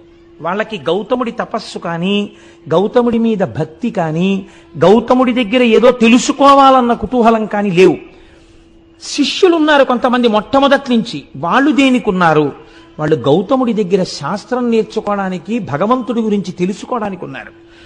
ఇప్పుడు పొడమి విజితేంద్రియుడు, దయాళుడును, మదములేనివాడు, ఉపకారి, ఈ నలుగురు స్తంభముల ఎట్లు దాల్తురు సతత మోపి ఈ జగంబు సంధియమింతలేదు అన్నారు.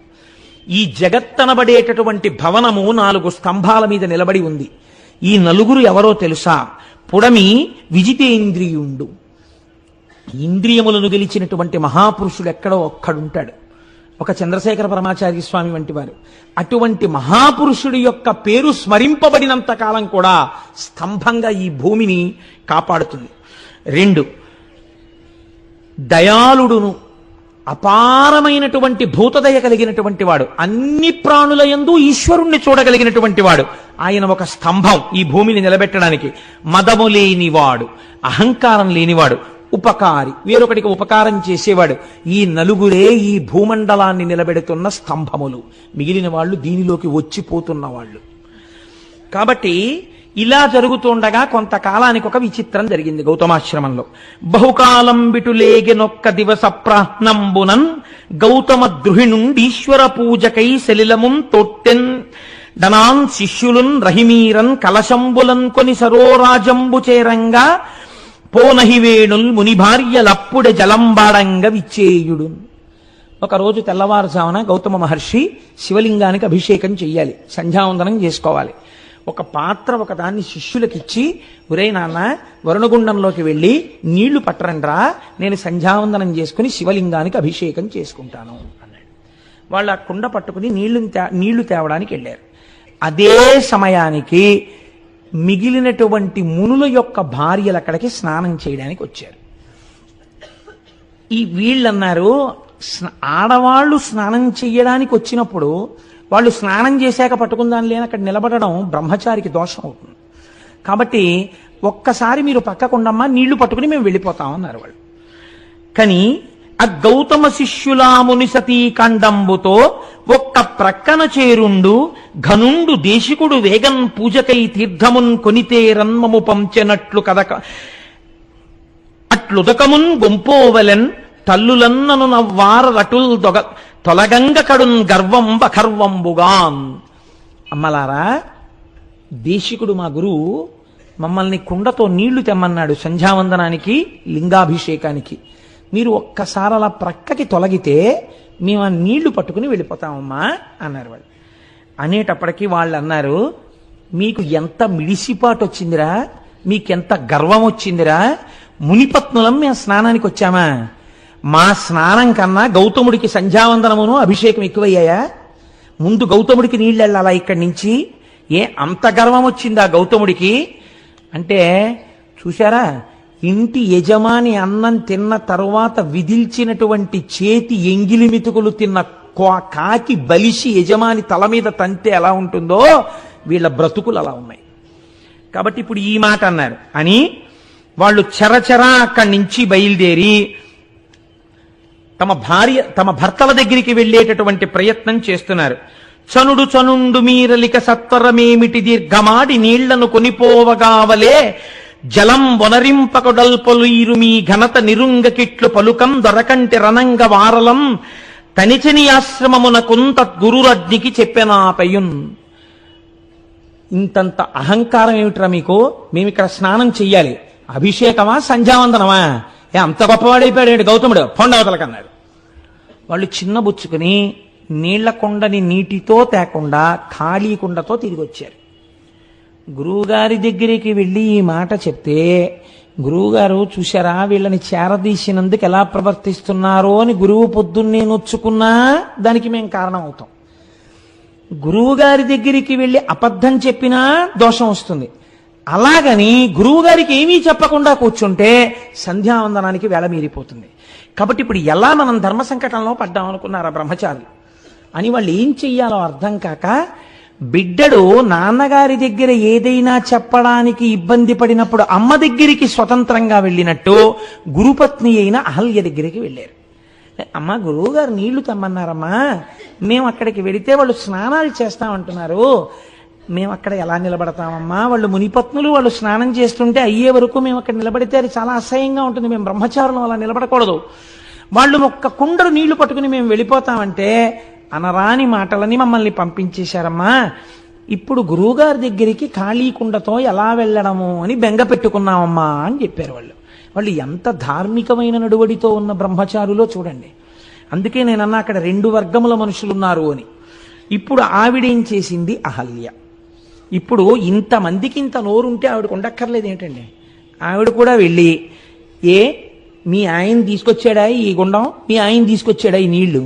కష్టపడింది ఆయన. తెల్లారు లేస్తే ఆయన మోచేతి నీళ్లు తాగుతున్నారు మీరు మీ భర్తలను. ఆయన అభిషేకానికి నీళ్లు పట్టుకెళ్ళొద్దనడానికి మీనెవరు అని వీధి కొళాయి దగ్గర జట్టీలాడుకున్నట్టు దెబ్బలాడుకోవచ్చు. అలా దెబ్బలాడితే ఆవిడ మహాపతివ్రత అహల్య ఎందుకు అవుతుందండి? కావలసింది ఇప్పుడు ఏమిటి? వాదులాడ్డం కాదు, అవతల వాళ్ళ తప్పించడం అంతకన్నా కాదు. వాళ్ళు మునిపత్నులు, లక్ష్మీ స్వరూపాలు. ముందు భార్యగా తన ధర్మమేమి వేళ మీరిపోకుండా భర్త సంధ్యావందనం చేసుకోవడానికి నీళ్లు ఇచ్చేయాలి, అది భార్యాధర్మం. కాబట్టి ఇప్పుడు ఆవిడేం చేసింది? కడవనకొండు గైకొని తగన్ సరసీస్థలి చేరి నీరమున్ వడిగుని తెచ్చి ఇచ్చి తన భర్తకు దల్మిని దేవ పూజనా తడుపొనరించే అమ్మునుల దారలహల్య మదంబుతోడ ఈ ఎడమము బల్కరించకయే ఏగెను చుల్కన చేసి తానటుల్. అహల్య వేళ మీరిపోయిందనుకోండి, ప్రాయశ్చిత్తార్ఘ్యపూర్వక సంధ్యావందనం గరిష్యే నీళ్లు ముట్టుకుని 4 మాటలు అర్ఘ్యం ఇవ్వాల్సి ఉంటుంది గౌతముడు. ఆ పని ఆయనతో చేయించడమే ఎంత తప్పు. అందుకని ఆవిడ ఎవ్వరితో మాట్లాడకుండా ముందు భర్తకి నీళ్ళు ఇచ్చేయాలి. గబగబా వెళ్ళి వాళ్ళెవ్వరినీ పలకరించకుండా ఇప్పుడు పలకరిస్తే వాదు జరుగుతుంది. వాదు జరిగితే భర్తకు ధర్మలోపం వస్తుంది. నేను ముందు గబగబా కడవతో నీళ్లు ముంచుకుని ఆవిడ వెళ్ళిపోయింది. ఆవిడ ఏమీ అనలేదు ఎవరిని, ప్రసన్నమూర్తి అయి వెళ్ళిపోయింది. వెంటనే వాళ్ళన్నారు, చూశావా చుల్కన చేసి మమ్ములన్ అంటే మాతో మాట్లాడదనమాట. ఇది ఎంత దారుణంగా ఉంటుందో చూడండి లోకం ప్రవృత్తి. అడగచ్చు కదా, ఆ పిల్లలకి నీళ్ళు ఇవ్వలేదు కదా అని మమ్మల్ని అడగచ్చు కదా అంటే మేము మాట్లాడడానికి కూడా తాగం. వాళ్ళేమో ముండండి మా గురువు గారికి పట్టుకెళ్తా ఉన్నారు. ఏమిటమ్మా ఏదో నీళ్ల కోసం ఇక్కడికి వచ్చాం కాబట్టి వీళ్ళు ఇలా మాట్లాడుతున్నారు అంతే లోకం అని దెప్పి పొడవడానికి ఇద్దరినీ తీసుకున్నారు అనుకూలంగా. ఈవిడ చూడండి, ఆయనేమో అందులో కూర్చుని ముందు నాకు నీళ్లు పట్టరారా అని ఆయన పంపించాడు. ఈవిడేమో వాళ్ళని వద్దన్నాం కాబట్టి ఈవిడ కొండట్టుకు వచ్చేసి ఈవిడ ముంచేసుకుని ఈవిడ వెళ్ళిపోతోంది. పోనీ కనీసం ఏమ్మా బాగున్నారా, స్నానాలు చేస్తున్నారా నువ్వు పలకరించచ్చు కదా, వీళ్ళని నేను పలకరించేది ఏంటి అని ఈవిడ వెళ్ళిపోయింది. ఇంత చులకనమాట మనం అంటే. ఇప్పుడు ఇందులోంచి ఏం బయలుదేరింది? రాగాలు పెడబబ్బలు బయలుదేరి. ఎందుకు అంటే వాళ్ళకేం అవమానం జరిగిందండి? అక్కడ ఏమైనా అవమానం చేశారా? అవమానం జరగలేదు, అక్కసు బయలుదేరింది. అవతల ఉన్న వాళ్ళ నడువడిని గౌరవించలేని వాడు ఆయన యొక్క ధార్మిక జీవనాన్ని మెచ్చుకోలేడు. సరికదా అక్కసు పెంచుకుంటాడు. కారణం ఏమిటి? నీ స్వభావం అటువంటిది, అందులోంచి వస్తోంది ఈ అక్కసు. నీ స్వభావాన్ని దిద్దుకోవాలి. కాబట్టి ఇప్పుడు వాళ్ళు ఏం చేశారు? గబగబా వెళ్ళి, పోవునుగాక ఈ పొగరు పోడిమియూడగ చెయ్యకుందుమే, దేవికి ఇంత ఎల్లిదమే, దేబెలమా మగలంత ఇంతతో పో విడువారమే ఎనుచు, పోయి స్వభర్తల సన్నిధానమందా విధమెల్ల మార్చి, కడు అల్కజి నింపగ చిప్పిరేడ్చుచున్. వాళ్ళందరూ ఏం చేశారంటే, ఎంత గొప్ప మాట వేశారో చూడండి ఈ రచన యందు. మా మొగుళ్ళు దేవిరి కొట్టు వాళ్ళ అన్నారు వాళ్ళు. అంటే దేవిరి కొట్టు వాళ్ళ అంటే వాళ్ళకి ఏమీ లేక ఒకళ్ళు పెడుతుంటే అంగలారుస్తూ తినేవాళ్ళు అనుకుంటున్నారా? ఈ మాట వెళ్ళి మొగుడిని అడిగారు. అంటే వాళ్ళకి నిజంగా వాళ్ళు ఇప్పుడు ఆ స్థితిలోనే ఉన్నారు. కానీ అలా భార్య అడిగేటప్పటికీ కొంచెం కష్టం వచ్చింది. పైగా సామూహిక రోదన కార్యక్రమము అని ఒకటి సిద్ధం చేశారు. అందరూ కలిసి ఏడిచారు. ఏడుస్తూ వెళ్ళి, చూడండి మా బతుకు ఎంత చులకనైపోయిందో, మీకు స్నానం ఏమిటి, ముందు దేశికుడికి తీసుకెళ్లాలని చెప్పి బ్రహ్మచారులు వచ్చారు. మేము స్నానం చేస్తుంటే ఓ పక్క నుంచి ఇంకింతకన్నా నగుబాటు ఉంటుందా? పైగా ఇదేమిటయ్యా స్నానం చేస్తున్నాం తర్వాత రండి అంటే, మేమేమిటో తప్పు చేసినట్టు ఆహల్య ఇలా ఇలా ఊపుకుంటూ వచ్చి కొండతో నీళ్ళట్టుకుపోయింది. కనీసం ఏమమ్మా అని కూడా మమ్మల్ని పలకరించలేదు. అంటే మా బతుకింత చులకనైపోయింది. వాళ్ళకి ఎందుకు అనుకుంటున్నారు? దేవిరి మొగుళ్ళు మా మొగుళ్ళని వాళ్ళు అనుకుంటున్నారు. అంటే వీళ్ళకేమైంది? అదేమిటి అనలేదు. ఏడుస్తూ వీళ్ళు ఇలా మాట్లాడేటప్పటికి వీళ్ళకి అలకొచ్చింది. మహాకోపం వచ్చేసి వెంటనే వీళ్ళు గణపతి హోమం మొదలెట్టారు. ఎంత చిత్రమో చూడండి లోకంలో. పోనీ వీళ్ళకైనా బుద్ధి ఉండాలి కదా. చెప్పుడు మాటలు విని వెంటనే ఆ చర్య తీసుకునే వాళ్ళ జీవితాలు ఇలాగే ఉంటాయి. ఎంత మునులైతే ఎవరికి కావాలండి? కాబట్టి వాళ్ళు ఏం చేశారు? అంత మునుల్ గడున్ముదులనగ్రహముంది కడింది నిష్టతో దంతిముఖున్ విధానమున తద్దయు గొల్వ అతండు వచ్చి, మీ చింతల తీర్తు అంచితము చెప్పుడనంగా మునుల్ ముదంబుతో అంతము మీరనివ్వనికి బాపుడు గౌతమునన్ననాతడు. వాళ్ళు దంతి మఖము అనబడేటటువంటి మఖం ఒకటి చేశారు. అంటే విఘ్నేశ్వరుణ్ణి ఉద్దేశించి వీళ్ళు చేసినటువంటి మఖమునకు తృప్తి పొందినటువంటి గణపతి యజ్ఞగుండంలోంచి ఆవిర్భవించారు. దేని కొరకు ఇంత కష్టపడి మీరు నా గురించి ఇంత గొప్ప మఖం చేశారు, నేను మీకు ఏం చేసి పెట్టాలని అడిగారు. ఏమీ లేదు. పొగరెక్కి ఉన్నాడు గౌతముడు. కాబట్టి ఈ ఆశ్రమంలోంచి గౌతముడు బయటికి తరమబడేటట్టుగా నువ్వు ఏదో ఒక పథకం చేసి మమ్మల్ని రక్షించాలి అంటే ఆయన అన్నాడు, విఘ్నేశ్వరుడు మీరు అడగవలసిన మాటే ఇది.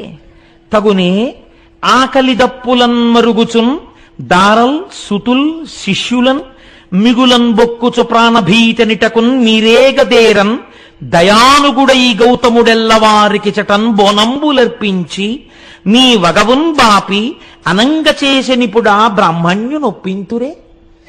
ఒకనాడు మీకు తాగడానికి నీళ్లు లేక, తినడానికి అన్నం లేకపోతే మీ భార్యలతో, మీ బిడ్డలతో, మీ శిష్యులతో ఇక్కడికొస్తే అయ్యో ఇంత కష్టపడుతున్నారా అని వాళ్ళిద్దరూ కలిసి పండించి వండి మీకు వడ్డించి అన్నం పెడుతుంటే, ఆ గుండంలో నీళ్లు ఆయన పేరు మీద తడారకుండా పుడుతుంటే ఆయన్ని ఈ ఆశ్రమం నుంచి తరిమి క్షామంలోకి తోసి మీరు సుఖాలు అనుభవిద్దాం అనుకుంటున్నారా? ఎంత కృతజ్ఞత ఇది! దానికి నా కోసం మఖం చేశారా? నేను అటువంటి పని మీకు చేసి పెట్టాలా? ఎలా అడిగారయ్యా ఇలాంటి కోరిక? ఇలాంటి కోరిక మీరు కోరచ్చా? ఉపకృతి సల్పిన వారలకు అపకృతి చేయంగదలచుటతి ఇండితము అట్లపశయమనక అనర్చిన నృపశువు నశించునెంత నేర్పరియేని. అపకారికి అపకారమే చెయ్యకూడదు, ఉపకారికి అపకారం చేస్తారా? నశించిపోతారా లోకంలో మీరు? మీకు ఎందుకు పుట్టిందిరా ఈ కోరిక? ఇంతమంది కలిసి చేశారే, మీలో ఒక్కడికైనా ఈ ఆలోచన రాలేదా? తప్పు మనం ఇలా చేయకూడదు, ఇది కృతజ్ఞత అన్న ఆలోచన మీకు రాలేదా? మంచివాడు చెడ్డ మనిషి కాబోవడెప్పుడు చెడుగు మంచి నెంచబోడు, కుక్క గోవు కాదు గోవు కుక్కయు కాదు జగమునందు బ్రహ్మశాసనం ఇది అన్నాడు. ఊరే లోకంలో లక్షణం ఏమిటో తెలుసా? మంచివాడు చెడ్డ మనిషి కాబోవడెప్పుడు. మంచివాడు ఎప్పటికీ చెడ్డవాడు కాలేడు. ఎందుకని? అవతలవాడు తనని ఇబ్బంది పెడుతున్నా ఓర్మి వహించి ఉంటాడు తప్ప అవతలవాడిని బాధ పెట్టే పని తాను చెయ్యడు. చెడుగు మంచి నెంచబోడు. చెడ్డవాడున్నాడే వాడు యువతల ఆయన ఎంత మంచివాడైనా ఆయనలో ఒక్క మంచి గుణం చూసి చిచి ఆయన్ని బాధ పెట్టకూడదన్న ఆలోచన అవతల వాడికి రాదు. ఇది స్వభావం రా లోకంలో. చెడువాడి లక్షణం ఇది. అవతల వాడిలో ఎంత మంచి ఉన్నా చూడలేడు. మంచివాడు అవతలవాడు ఎంత చెడ్డవాడైనా వాడు పాడవ్వాలని కోరలేడు. కుక్క గోవు కాదు, గోవు కుక్క కాదు. కుక్క ఆవవలేదు, ఆవు కుక్కవలేదు. ఇంతే లోకంలో బ్రహ్మశాసనం రా ఇది. అంటే ఇంకో మాటలో ఏమన్నాడు, మీరు కుక్కలు, ఆయన గోవు. మీరేం చేయగలరా ఆయన్ని? మీరు ఏం చేసినా ఆయన అభ్యున్నతికే పనికొస్తుంది. సనాతన ధర్మపు నిష్టని ఎలా తీసుకొస్తున్నారో చూడండి. భగవంతుణ్ణి నమ్మినవాడు, ఓర్మితో ప్రవర్తించిన వాడు చెడిపోడు. మీకు ఇటువంటి కథలు ధైర్యాన్ని నేర్పుతాయి. ఎవడో ఏదో మీకు ఒక చిన్న అపకారం చేశాడని మీరు అస్తమానం అదే చూసి బెంగ పెట్టుకునేటటువంటి అవసరం ఉండదు. పెద్దలు పెద్దలలాగే మాట్లాడతారండి. నేను ఎప్పుడైనా పురాణం చెప్పేటప్పుడు నా మనస్సుని పాడు చేసే సంఘటన ఏదైనా ఒకటి జరిగిందనుకోండి, నేను వెంటనే మా దొరగారి దగ్గరికి వెళ్ళి చెప్తుంటాను, దొరగారు నా మనస్సుని కొంచెం పాడు చేసిందండి, ఇటువంటి సంఘటన ఒకటి జరిగింది. అంటే మా దొరగారు అంటారు, కోటేశ్వరరావు గారు మీ మనస్సు ఇటువంటి సంఘటనలకు ఆశ్రయం ఇచ్చి పరమ పవిత్రమైన శివమహాపురాణం చెప్పుకోవడాన్ని పాడు చేసుకుని ఇది పట్టుకుంటుందా? అలా పట్టుకుంటే మీరు పాడైపోరా? మీరు ఏది పట్టుకున్నారో దాని యందు మనసు పెట్టండి, దీని యందు మనసు విడిచిపెట్టండి, అది మీరు చేయవలసిందంటుంటారు. ఆనాడు మహానుభావుడు విఘ్నేశ్వరుడు చెప్పిన మాటలు మా దొరగారు చెప్తుంటారు ఒక్కొక్కసారి తెలియకుండానే. చూసారా, పెద్దలు పెద్దలే లోకంలో. కనుక చూడండి, ఈ మాట చెప్పి కుక్క గోవు కాదు, గోవు కుక్కయు కాదు, జగమునందు బ్రహ్మశాసనం ఇది. ఇది బ్రహ్మశాసనం రా. కుక్క ఆవదు, ఆవు కుక్కవదు అంటారు. అంటే వాళ్ళన్నారు, నీ దగ్గర నీతులు వినడానికి మేము ఈ మఖం చేయలేదు, నువ్వు మాకు ఏదైనా ప్రవచనం చేస్తావని మేము నిన్ను తెచ్చుకోలేదు. మాకు ఉన్న ఒకే ఒక కోరిక, గౌతముడు ఈ ఆశ్రమము నుంచి తరమబడాలి. అటువంటి కారణాన్ని నువ్వు సృష్టించాలి. నువ్వు అటువంటిది సృష్టిస్తే మేము చేసినటువంటి మఖమునకు నీవు ఫలితం ఇచ్చినట్టు, కాని నాడు నీవు కృతజ్ఞుడవైపోయినట్టు. అంటే ఆయన అన్నాడు, మీరు చేసిన మఖమునకు నేను ప్రీతి చెందాను, నేను తప్పకుండా మీ కోరిక తీరుస్తాను. కానీ ఇప్పుడే చెప్తున్నాను, చేసిన కృతజ్ఞపు పని వలన మీరు పాడైపోతారు.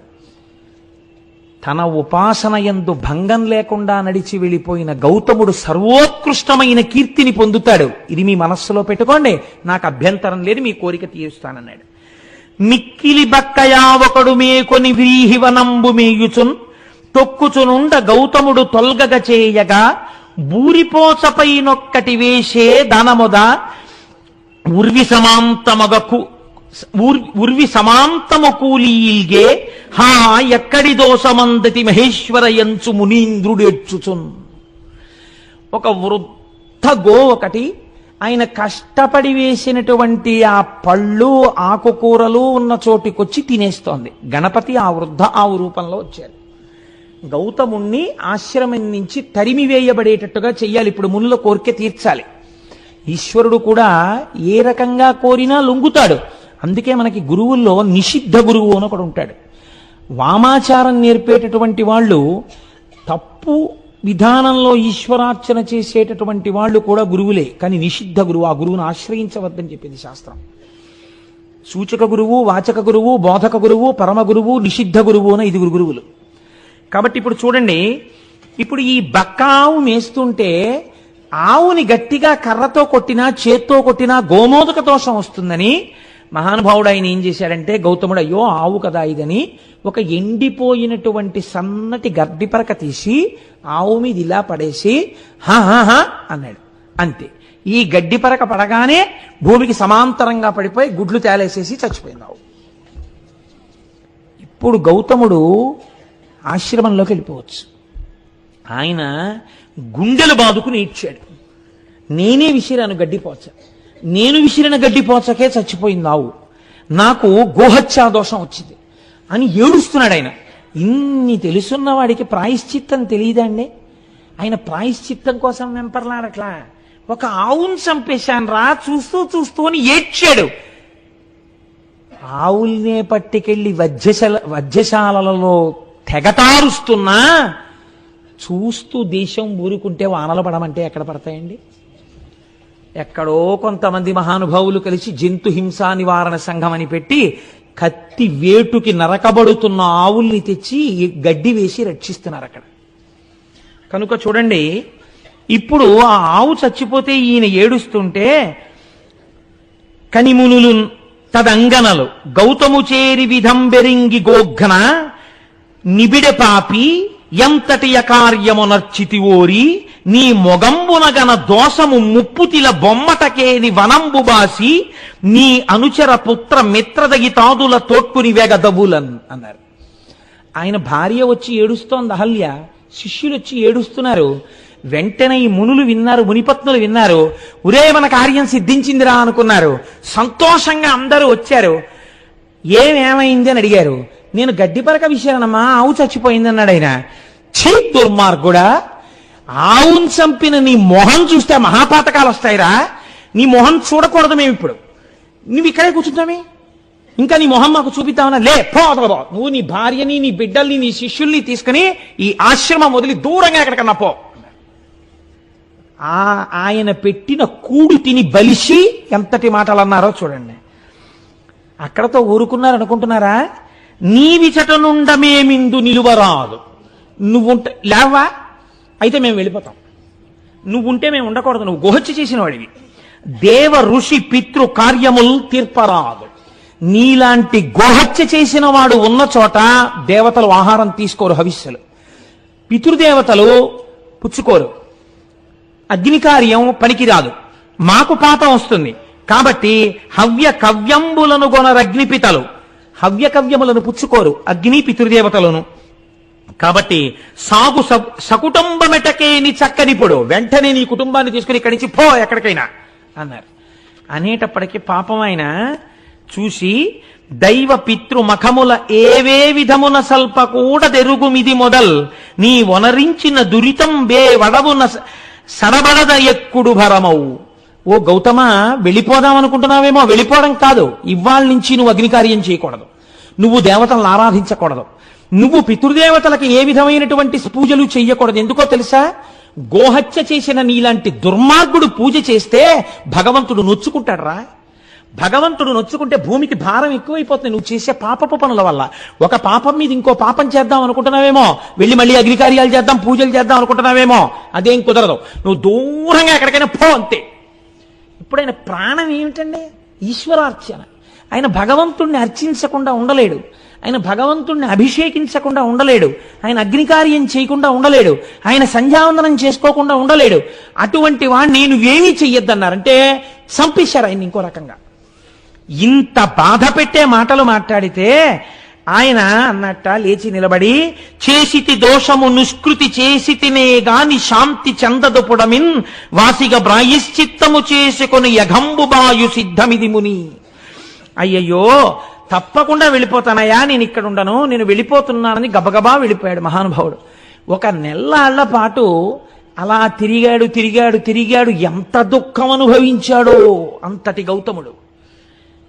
అయితే మీరు ఒక్కటిక్కడ చాలా జాగ్రత్తగా ఆలోచించాలి. ఇంతటి మహర్షే, ఇంత తపశ్శక్తి ఉన్నవాడే, ఒరే నేను గడ్డి పరక విసిరితే ఆవెందుకు చచ్చిపోయిందిరా, ఇందులో ఏదైనా కుట్రుందా అని ఆయన ఆలోచించలేదు. ఎందుకు ఆలోచించలేదు? అసలు ఒకడి గురించి తప్పుగా ఆలోచించడం ఆయనకి చేత కాదు. గోవు కుక్క కాదు, కుక్క గోవు కాదు. ఎంత గొప్ప స్థితి అండి ఆ గౌతముడిది నిజంగా. ఎటువంటి మహర్షి అండి. అందుకని ఆయన అంతర్ముఖుడై చూడలేదు. ఆయనే చూస్తే వీళ్ళ బతుకులు బయటడిపోతాయి. పైగా వెళ్ళి, నేను చాలా తప్పు చేశానయ్యా, ఒక నెల్లాళ్ళు అయిపోయిన తర్వాత చాలా వాడిపోయిన వదనంతో దుమ్ము కొట్టుకుని పోయిన వాడై దూరంగా నిలబడి తన శిష్యుల్లో ఒకడి చేత ఒక్కసారి నా కోసం ఆ మునుల్ని రమ్మనండి అని కబురు చేశాట. వీళ్ళు చక్కగా ఈ నీళ్లు తాగుతూ పువ్వులు పెట్టుకుంటూ చక్కగా ఈ కాయలు పళ్ళు తినేస్తూ ముప్పొద్దుల నా కోపంలో అయితే తెగ తిని కూర్చునున్నారు. అంతకన్నా నేను ఇంకా వాడలేను, నాకు అంత అక్కసుగా ఉంది. కాబట్టి ఆయన వచ్చి పిలిస్తే ఈ మునులు బయటికి వెళ్ళారు. ఆయన అన్నాడు, చాలా దోషం చేశానండి, నిజమే, ఆవుని చంపేశాను, కానీ ఇలా ఎన్నాళ్ళు కూర్చోను పూజలు చేయకుండా, ఎన్నాళ్ళు కూర్చోను అగ్నికార్యం చేయకుండా, నా మనస్సు ఊరడిల్లట్లేదు. ఏదైనా ప్రాయశ్చిత్తం ఉంటే చెప్పండి, నేను ఆ ప్రాయశ్చిత్తం చేసుకుని మళ్ళీ నా జీవితాన్ని ఈశ్వరాన్ముఖం చేసుకుంటానన్నాడు. ఆయనకి కావలసింది భగవంతుడంతే, ఇంకొకటి ఆయనకి తెలియదు. ఆయనకి తెలియని విషయాలు వీళ్ళు చెప్పగలరా అండి? అంటే ఏమో ఇంత తప్పు చేశాను కదా, ఇంతమంది వాళ్ళు తప్పు చేయకుండా ఉన్నారు, తప్పు చెయ్యని వాళ్ళ దగ్గర తప్పు చేసిన వాడు వినడం వినయం, అంతేకాని నాకు తెలిసని నేను చేసుకోవడం ఏమిటి, మళ్ళీ ఇంకో తప్పు చేస్తానేమో. ఎంత వినయానికి ఆయన లొంగాడో చూడండి. ఆయన ఇంకా ఇంకా మెట్లు దిగి వినయానికి ఎడుతున్నాడు, వీళ్ళు ఇంకా ఇంకా మెట్లెక్కి అహంకారానికి ఎడుతున్నారు. వీళ్ళన్నారు, అయితే చెప్తాం విను. ఇమ్మహి గోహత్యా పాపమ్మును బొనరించినట్టి వాడను నేనంచు మేదిన్ అంతయును ముమ్మారు ప్రదక్షిణంబులనరింపు మొదల్. ఈ భూమండలాన్నంతటినీ 3 మార్లు ప్రదక్షిణం చెయ్యి. చేసేటప్పుడు ఏం చేస్తావో తెలుసా? అడుగు తీసి అడుగేసినప్పుడల్లా ఒక గోవుని చంపినటువంటి మహాపాతకుణ్ణి నేనే అని చెప్తూ 3 మార్లు ప్రదక్షిణం చెయ్యి భూమికి. అప్పుడు ఆ ఆవుని చంపిన పాపం పోతుందంటే ఎంత కక్షో చూడండి వాళ్ళకి అని చెప్పారు. అటు మీద 1 మాసము చాంద్రాయణ వ్రతం వనరింపుము. 3 మాటలు ఇలా ప్రదక్షిణం చేసి వచ్చాక ఏం చేస్తావో తెలుసా? చాంద్రాయణ వ్రతం చెయ్యి. చాంద్రాయణ వ్రతం అంటే ఏమిటో తెలుసా అండి? ఇంకొక రకంగా చెప్పాలంటే నీకు ఒళ్ళు బలిసి ఆవును చంపేవని చెప్పడం.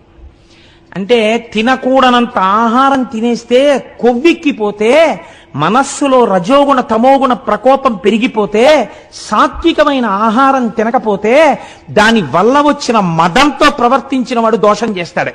దానికి చాంద్రాయణ వ్రతం చేయిస్తాడు. చాంద్రాయణ వ్రతం అంటే శుక్లపక్షంలో ఒక్కొక్క తిథి పెరుగుతుంటే ఒక్కొక్క కబలం పెంచుకుంటారు, కృష్ణపక్షంలో ఒక్కొక్క తిథి తగ్గిపోతుంటే ఒక్కొక్క కబలం తగ్గించేసుకుంటారు. అమావాస్య నాడు అసలు అన్నం తినరు. అలా అన్నాన్ని పెంచుకుంటూ తగ్గించుకుంటూ చేసుకోవడం వల్ల ఒంటికి పట్టిన కొవ్వు తగ్గిపోతుంది. అంటే వేరొక మాటలో చెప్పాలంటే నీ ఒళ్ళు కొవ్వెక్కి చంపావురా, బాగా తిని ఆయన పెట్టినవాడు తిన్నవాడు కాడు. ఎంత లేసి మాటలు అన్నారో చూడండి ఆయన్ని నిజంగా. కాబట్టి నువ్వు ఇది చెయ్యి. అటు మీద 1 మాసంబు చాంద్రాయణ వ్రతం వనరింపుము. తదనంతరంబున పోను అక్కడతో అయిపోయిందా? అప్పుడు ఏం చేస్తావో తెలుసా? 101 మారు పాటిగా బ్రహ్మగిరికి ప్రదక్షిణంబు వనరింపుము. 101 మార్లు ఈ బ్రహ్మగిరి చుట్టూ ప్రదక్షిణం చేయి. ప్రదక్షిణం చేసిన తర్వాత అంత మీద మృన్మయములైన లింగంబులర్ధిగూర్చి చేయు అర్చనంబు. 1,000,000 మృన్మయ లింగాలు తెచ్చిపెట్టు. నువ్వే చేసుకోవాలి లింగాలన్నీ. చేసుకుని 1,000,000 లింగాలు పెట్టు. పెట్టి ఈ 1,000,000 లింగాలకి అర్చన చెయ్యి. చూడ్డానికి వస్తారు, ఏమిటి మహానుభావ ఈ క్రతువు అంటారు. మహానుభావుణ్ణి కాదు, ఆవును చంపానని చెప్తుండు, చెప్పి చెయ్యి అన్నారు. ఆయన తెల్లబోయాడు విని. ఇంత దారుణమైన శిక్ష, అయ్య బాబోయ్ అంటే అయితే అది కూడా చేయమన్నమాట. అని ఇంకోటి ఏమంటారో అడిగినందుకు చూడండి ఎంత స్థితికి వెళ్ళారో వాళ్ళు. మొగుణ్ణి కొట్టి మొగసాలకు వెళ్ళడం అంటే ఇలాగే ఉంటుంది. కాబట్టి ఇట్లు చేసినచో అఘంబువాయు. ఇక మరి ఒక పద్ధతి వినుము. ఒకవేళ చేయలేవా మొహం అలా పెట్టమే, ఇంకో పద్ధతి చెప్తాం మీరు పునజ్జి. అంటే అంతటి మహర్షిని పట్టుకుని ఇవాళ వాళ్ళు ప్రబోధం చేసేస్తున్నారు. ఎంత గొప్పగా మాట్లాడుతున్నారో చూడండి. దినదినమీశ్వరున్ కొలిచి దివ్య తపం వనరించి దేవ గంగను ఇట తెచ్చి తద్విమల కాండమునం అఘమర్షణావగాహనమును ఒనర్చినం దురితమంతయు డుల్లు శుభాప్తి కోరి ఇంకను శివలింగ కోటులను కల్పన చేసి భజింపు మాపయ్యన్. ఏం చేస్తావు తెలుసా? అలా చేయలేకపోతే వెళ్ళి కూర్చుని శంకరుడి గురించి తపస్సు చెయ్యి. శంకరుడు ప్రత్యక్షమైన తర్వాత గంగ నిమ్మని అడుగు. ఇత పూర్వం వారణాసి దగ్గర ప్రవహిస్తోంది ఒక గంగ, ఇంకొక గంగని ఇటు తీసుకురా. భగీరథ ప్రయత్నం అంటారు. భగీరథుడు ఎంత కష్టపడవలసి వచ్చిందండి. ఈయన కర్మ ఈయనకి. వెళ్ళి ఆ గంగనిటి తీసుకురా, ఎక్కడా చంపావో అటువైపు నుంచి ప్రవహింపచేయి. చేసిన తర్వాత ఒక వ్రతం చేయి, అఘమర్షణ వ్రతం అనేటటువంటి వ్రతం. మళ్ళీ 1,000,000 లింగాలు పెట్టు, వాటికి అర్చన చేయి. ఇవన్నీ చేస్తే నీ పాపం పోతుంది అనుకుంటున్నాం, అలా చేయి మొదలు పెట్టన్నారు. అంటే ఇక పోయేది మొదలెట్టాడంటే ఇంకా భగీరథుడిలా ఇక మళ్ళీ వస్తాడా? ఈ ఆశ్రమం మనది, ఈ పళ్ళు మనవి, ఈ కాయలు మనవి, ఈ కూరలు మనవి. ఇంకా మళ్ళీ భగీరథుడు తిరిగి రాకుండా ఉపదేశం చేశారు. ఆ పిచ్చి ఆయన, ఇదేమిట్రా నేను చదువుకున్నాను కదా, ఇవన్నీ ఎందులో ఉన్నాయిరా, ఏ పురాణంలో ఉన్నాయి, ఏ ఆ ధర్మసింధువులో ఉన్నాయి, ఓసారి ఆ పేజీ నెంబర్లు చెప్పండి అని అడగచ్చు కదా. నా బుద్ధి ఇలా వర్తించేగా ఆవును చంపాను, పెద్దలు చెప్పిన మాట విందాం అనుకున్నాడు ఆయన. కాబట్టి ఆయన ఏం చేశాడంటే, శరీరంతో తిరిగితే ఏమొచ్చింది, పాపాత్ముండి అంటే పాపం పోతుందా? ఈశ్వరుడి యొక్క అనుగ్రహంతో పాపం పోవాలి. అందుకని ఈశ్వరానుగ్రహానికి నోచుకుంటానన్నాడు అని ఆయన వెళ్ళి అద్భుతమైనటువంటి తపస్సు ప్రారంభం చేశాడు. ఒక పార్థివలింగాన్ని ఒక దాన్ని చేసుకుని ఆ లింగం దగ్గర కూర్చుని పంచాక్షరి మహామంత్రంతో తదేక నిష్ఠతో శివుణ్ణి ఆరాధన చేశాడు. అలా తపస్సు చెయ్యగా శంకరుడు ప్రత్యక్షమయ్యాడు. ప్రత్యక్షమై, నాయన ఎందుకురా ఇంత తపస్సు చేశావన్నాడు. అనగానే కన్నుల నీరు కారుస్తూ గౌతముడు అన్నాడు, ఈశ్వరా మీకు తెలియందేముంటుంది, నేను ఎంత పాపం చేశానండి, ఒక ఆవుని చంపేశాను. నేను చేసిన గోహత్యా పాపాన్ని నా నుంచి తీసి నేను పాపాత్ముడను కానన్న స్థితిని నాకు కల్పించండి అన్నాడు. శంకరుడు అన్నాడు ఒక్క నవ్వు నవ్వి, ధన్యుడా నీవు మౌనికుల తల్లజ పుణ్యుడవీవు పాప్నులవు నన్యులు నిన్ వెలార్చిరిటులక్కట అక్కసుతో అనన్య సామాన్య తదీయ దర్శన సమాగత పుణ్యగతిన్ పవిత్రమై మాంజతత చెందు నీ జగము మద్వచనం వెంత నమునిమ్మిమై. అయ్యయ్యో పిచ్చాడా, ఇంత తపస్సు చేసి నా పాపం తీయమని అడుగుతున్నావా?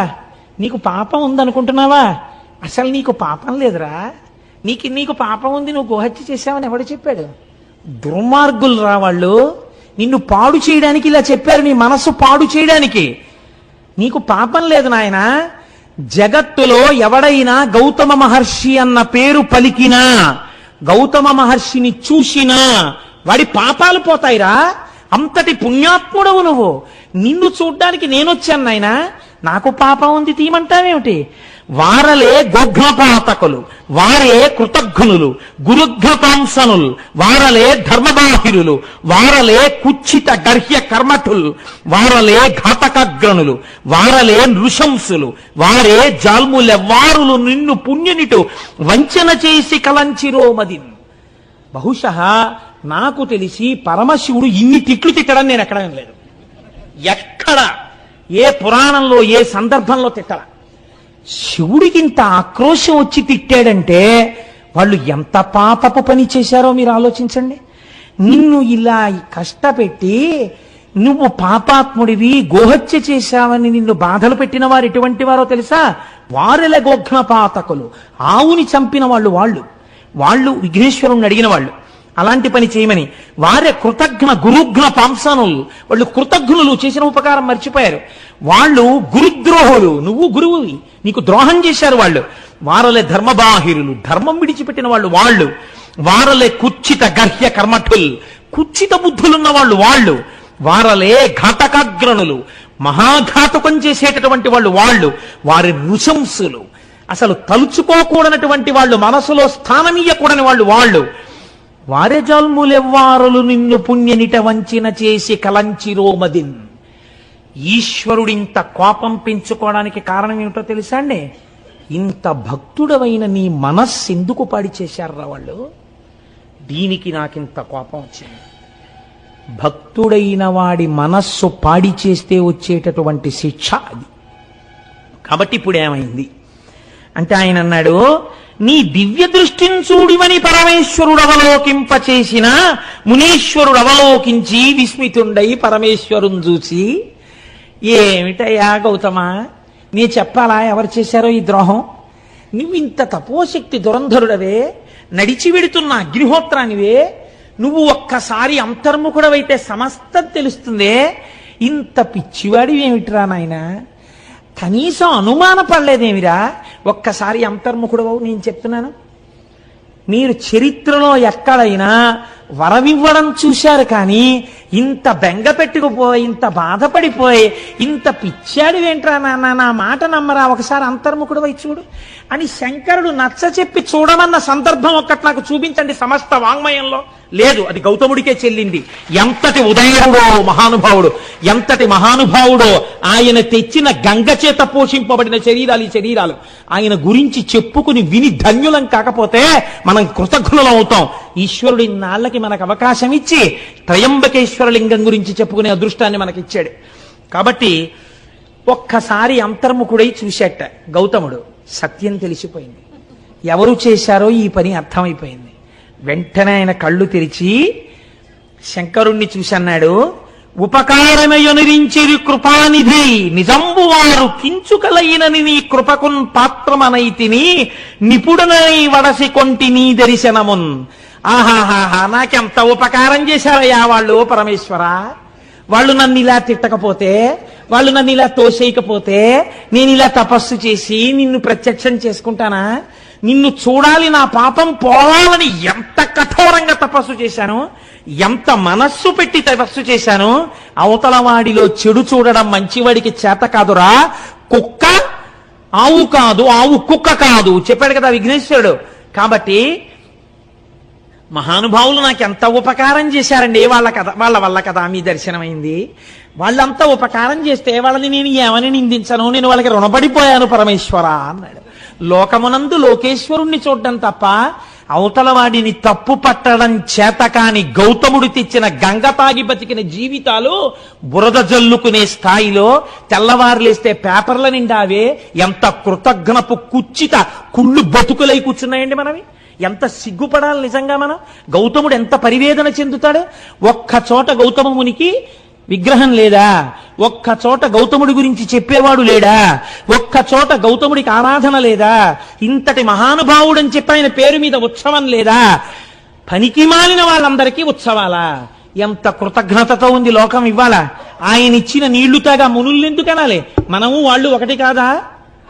కాబట్టి ఇప్పుడు ఈ మాట చెప్పి ఆయన అన్నాడు, అయినా కూడా అని ఆనందించి చొక్కియున్నంత వరంబిచ్చదా కోరుకొనమనుడు. ఏమిటో నీ ఇంత మంచితనం ఏమిటో. సరే అయిందేదో అయిపోయింది, పాపం తీసేయి అన్నావు, తీయడానికి నీకు పాపం లేదు. వచ్చిన వాడిని ఉట్టినే వెళ్ళిపోతానా? ఏదైనా వరం కోరుకో, వరం ఇస్తానన్నాడు. చిత్రం ఏమిటో తెలుసా అండి, ఆయనకి ఏది గుర్తొచ్చిందో తెలుసా? వరుణుడు జలం ఇవ్వనన్నాడు, మునులు నువ్వు గంగని తీసుకురా అన్నారు. పోనీలే, వాళ్ళు చెప్పిన మాట ఇంకా వింటున్నాడు. ఎంత పెద్దరికం ఇచ్చాడో చూడండి. ఇప్పుడు వాళ్ళు చెప్పిన మాట మనం అడిగితే శివుడు కోపడతాడేమో, ఇంకా నీకేం బుర్రలేదా, వాళ్ళు చెప్పిన మాటలే అడుగుతున్నావు, సర్వజ్ఞుడు కదా అని అనుకోలేదు. మహానుభావ నిజమైన కృతజ్ఞత అంటే ఇది. నన్ను వాళ్ళు పంపించబట్టి మీ దర్శనమైందండి లొల్లి మాట్లాడటం లేదు. నిజంగా వాళ్ళు ఎంత పుణ్యాత్ములో, ఎంత ఉపకారం చేశారో నేను వాళ్ళ చెప్పిన మాటలే గట్టిగా పట్టుకోవాలనుకుంటున్నాడు. అంటే పైకి ఒక మాట లోపల ఒక భావన కాదు, నిజంగా లోకంలో అవతల వాడి యందు దుష్టత్వం చూడడం చేత కానివాడు. కాబట్టి ఇప్పుడు ఆయన ఏమడిగాడో తెలుసా అండి ఆయన్ని, అయ్యా మీరు నిజంగా నన్ను కానీ అనుగ్రహించాలనుకుంటే ఒక్కసారి మీ జటాజూటంలో ఉన్న గంగని విడిచిపెట్టండి, నేను ఆంధ్రదేశానికి తీసుకెడతానన్నాడు. అనగానేట గభాలన గంగ పైనుంచి కిందకి దూకిందిట స్త్రీ రూపంలో. తల్లి తెల్లటి వస్త్రాలతో నిలబడేటప్పటికీ ఇవన్నీ గౌతముడు కోరుకున్నవి కావు. గంగా దర్శనం అయింది ఆయనకి. వెంటనే రెండు చేతులు ముకిలించన్నట్ట, తల్లిలో ధన్యపు పుణ్యపు ముల్లోకములకు శుద్ధి ఒనరించదవు ఉత్పుల్లాబ్జలోచన నన్ను చల్లగా నిర్మలుని చేయు శంకరు రాణి. ఓ శంకరుడి రాణి, అమ్మా పుల్లాబ్జలోచన తామరపూల వంటి కనులున్నదానా, తల్లి లోకాలన్నింటినీ రక్షించేదానా, పాపాలు కడిగేదానా, నన్ను నిర్మలుణ్ణి చెయ్యమ్మా అన్నాడు ఆయన. ఇంకా గంగలో స్నానం చేసి తను నిర్మలత్వం పొందాలని అంటే ఆ తల్లి అంది,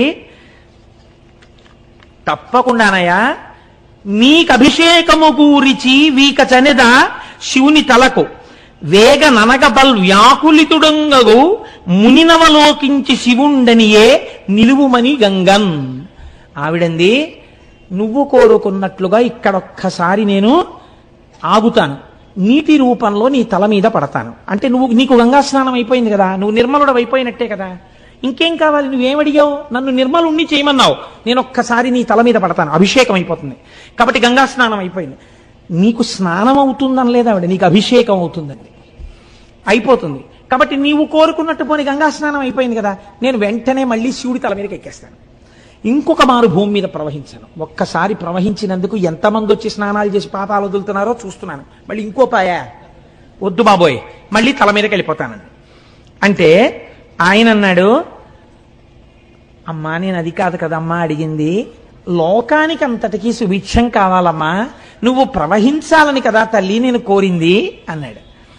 అంటే ఆవిడంది అటు ఇటు చూసి, ఈ మాట వినేటట్టు లేడు, ఈయనకి వరం ఇచ్చినవాడు మా శంకరుడేమో భోళాశంకరుడు, ఈయనేమో కుదరదంటాడు ఎలాగోనని, ఈయన కుదరదు గంగా నువ్వు ప్రవహించనే లోపల మనమేమో నియమం పెట్టేస్తే గొడవ వదిలిపోతుందని శంకరుడి వంక చూసింది. ఏమండి ఆయన తప్పకుండా ప్రవహించమంటున్నాడు, నేను ప్రవహిస్తాను, మీరు లింగ రూపంలో ఇక్కడ వెలియండి అండి, మీరు ఇక్కడ లింగ రూపంలో ఉండండి, నేను ఇక్కడి నుంచి ప్రవహిస్తాను, ప్రవహించి వెడతాను. 33 కోట్ల మంది దేవతలు కూడా నా ప్రవాహం ఎటు వెడుతుందో అటు ఉండాలి. అంటే ఆయన అన్నాడు, తప్పకుండా అలాగే ఉంటాను గంగా అన్నాడు. ఆయన ఎంత భక్తవశంకరుడో ఆయన చూడండి, తప్పకుండా ఉంటాను లింగ రూపంలో ఉన్నాడు. దేవతలందరూ పరుగు పరుగునొచ్చి మన్ని కూడా ఉండమంటాడో ఏమిటో, భీమహా నిన్ననే కదా విన్నాం, ఆయన శాసనం కాదనకూడదు. వాళ్ళు వచ్చి అన్నారు, అమ్మ అమ్మ అమ్మ అమ్మ మాకు మాత్రం ఒక ఎగ్జంప్షన్ ఇయ్యమ్మా, ఏడాదికి ఓ రోజు వచ్చి ఇక్కడ కూర్చుంటాం. 2 పుష్కరాలు వచ్చినప్పుడు ఏడాది అంతా ఉంటాం.